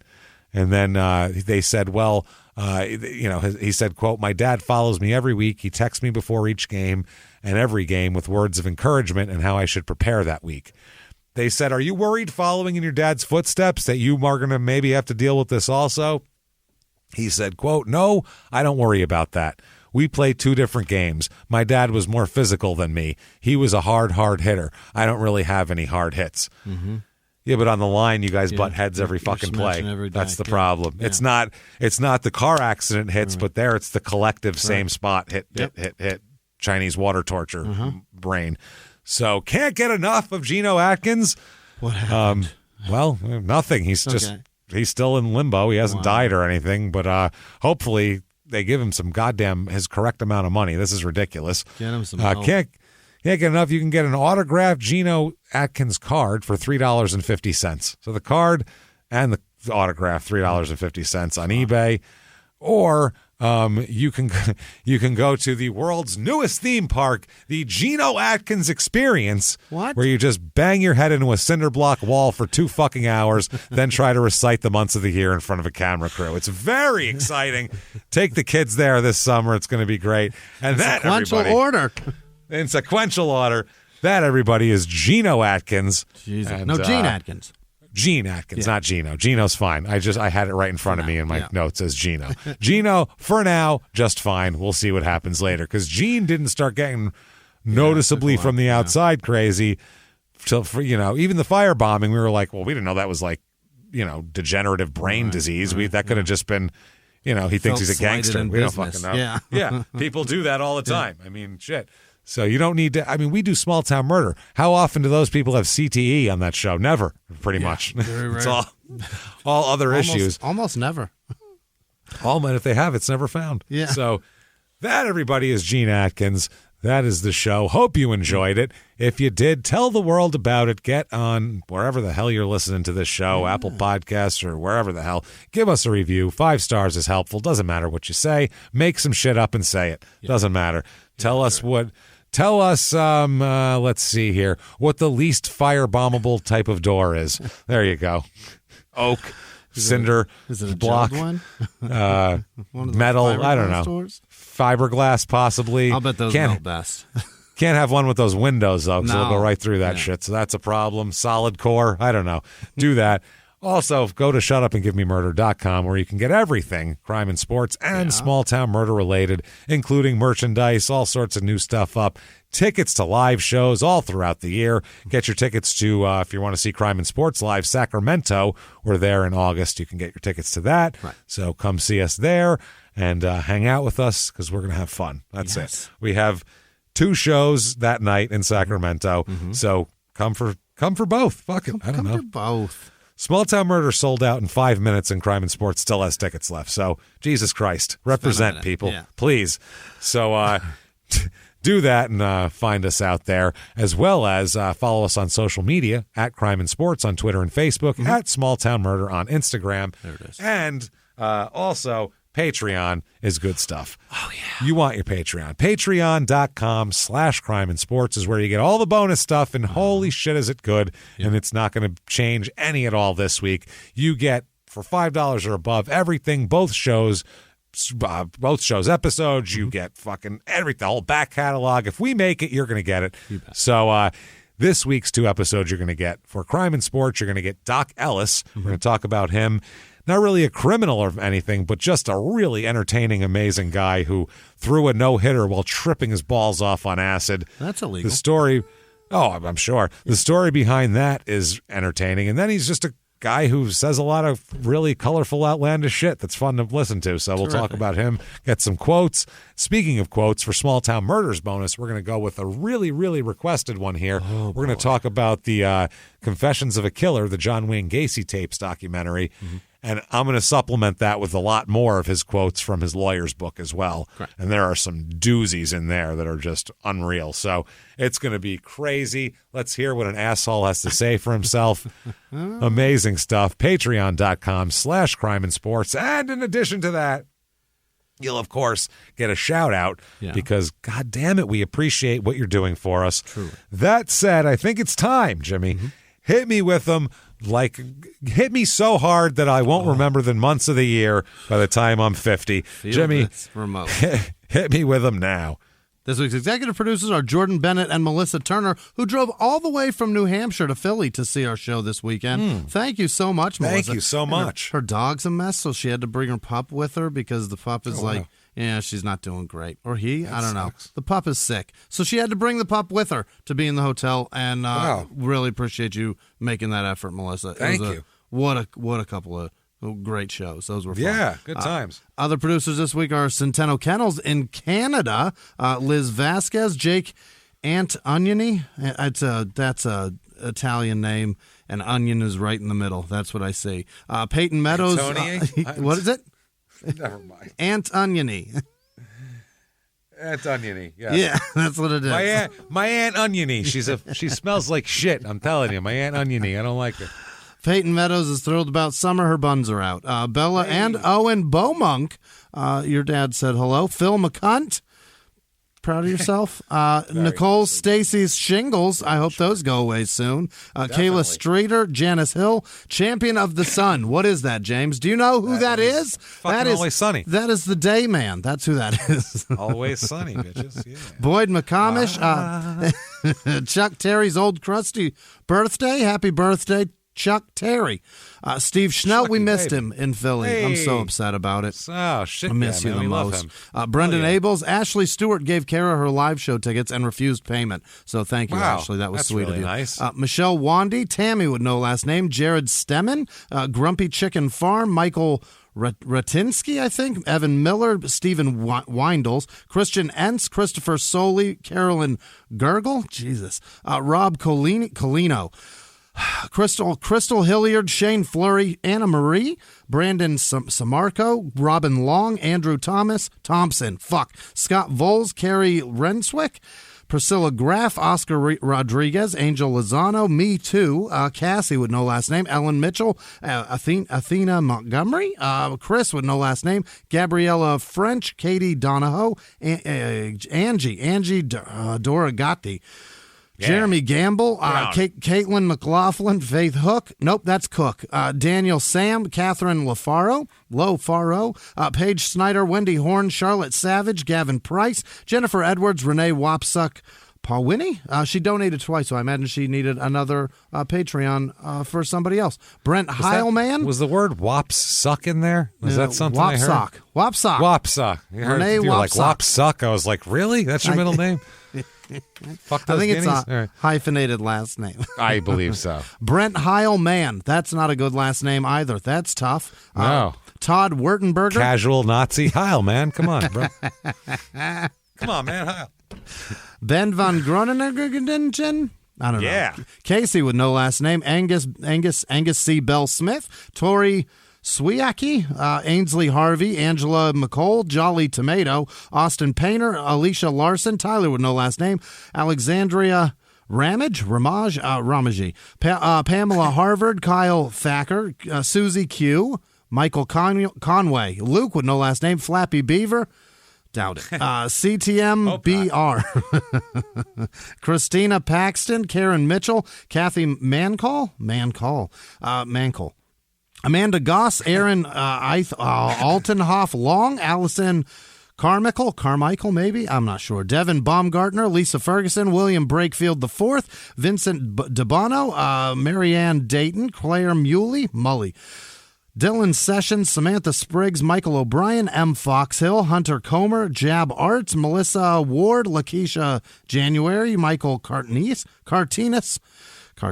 Justin Reed, Cindy Brown, Heather Armstrong, Joe Salerno. Is that the name of that fucking investigator? Was it Joe Salerno? I think it was, yeah, Salerno. I'm sure it's not the same guy. Frank Salerno. Frank Salerno. Maybe Joe's his kid. Carissa Nelson, Keely Folger, Stephanie O'Hara, Corey Coulter, Joe Gardner, Alan Brennan, Kathy with no last name, Grant with no last name, Ben Spicer, Michaela Brown, Joe Turechik, Romeo Chapa, Matthew Roland, Amanda Harper, Bethany King, Jazzit Core, never going to learn that one ever. It's not going to happen. Probably not. Jeremy Seaman. Oh, boy. Sassy McSassy Pants. Pamela Vongacia.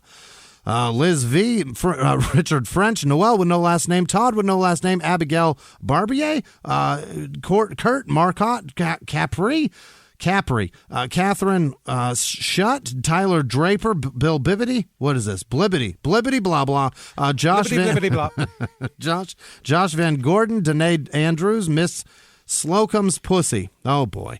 Lexi White. I don't know what Appreciate that's. that. Amanda Helton, Emily Fredericks, and Luke Caterberg. Liz with no last name. Jason Weiland, Dylan Benitez, Nathan with no last name. Melissa Carter, Paul Bedford, Zoe Graham, Abby Hayes, Daniel Archer, Kristen Turner, Caitlin A. Ree, David Baker, Rick Wood, Eliza Skonsidersky, Courtney Bremer, Kira, and Amy Peisch, and all of our patrons. You guys are amazing. Thank you so much. Thank you, everybody. Thank you from the bottom of our damaged hearts that are worse than Gene Atkins' brains. Truly we do appreciate it. Yes. Thank you for everything you do for us, and thank you for coming out to the live shows, all you guys that are doing that. We really do appreciate it, and we like seeing you. And it's amazing when the tickets were sold 2.5 years ago, and still over 90% of the people that bought tickets show up. That's fucking unreal, and thank you so much for that. You're blowing the minds of these venues. Yeah. These venues are like, it's usually like 50, maybe 50% will show up, and we're like, I think our people are a little different. And then they're like, 93%, your people are a lot different. That's better than normal shows go, never mind ones that were sold 2.5 years ago. So thank you for making yourselves and us look amazing to all these people. Thank you so much. And thank you for everything. You want to follow us on social media, very easy to do. Our individuals, you can get us on, go to shutupandgivememurder.com. We're right there. Or just, you can search Small Town Murder Podcast hosts. There's only two of us.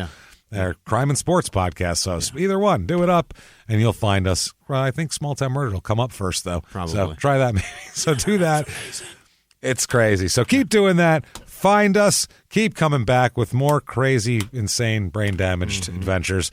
We will be there, and we hope you will, too. Live from the Crime and Sports Studios. We will see you next week. Bye.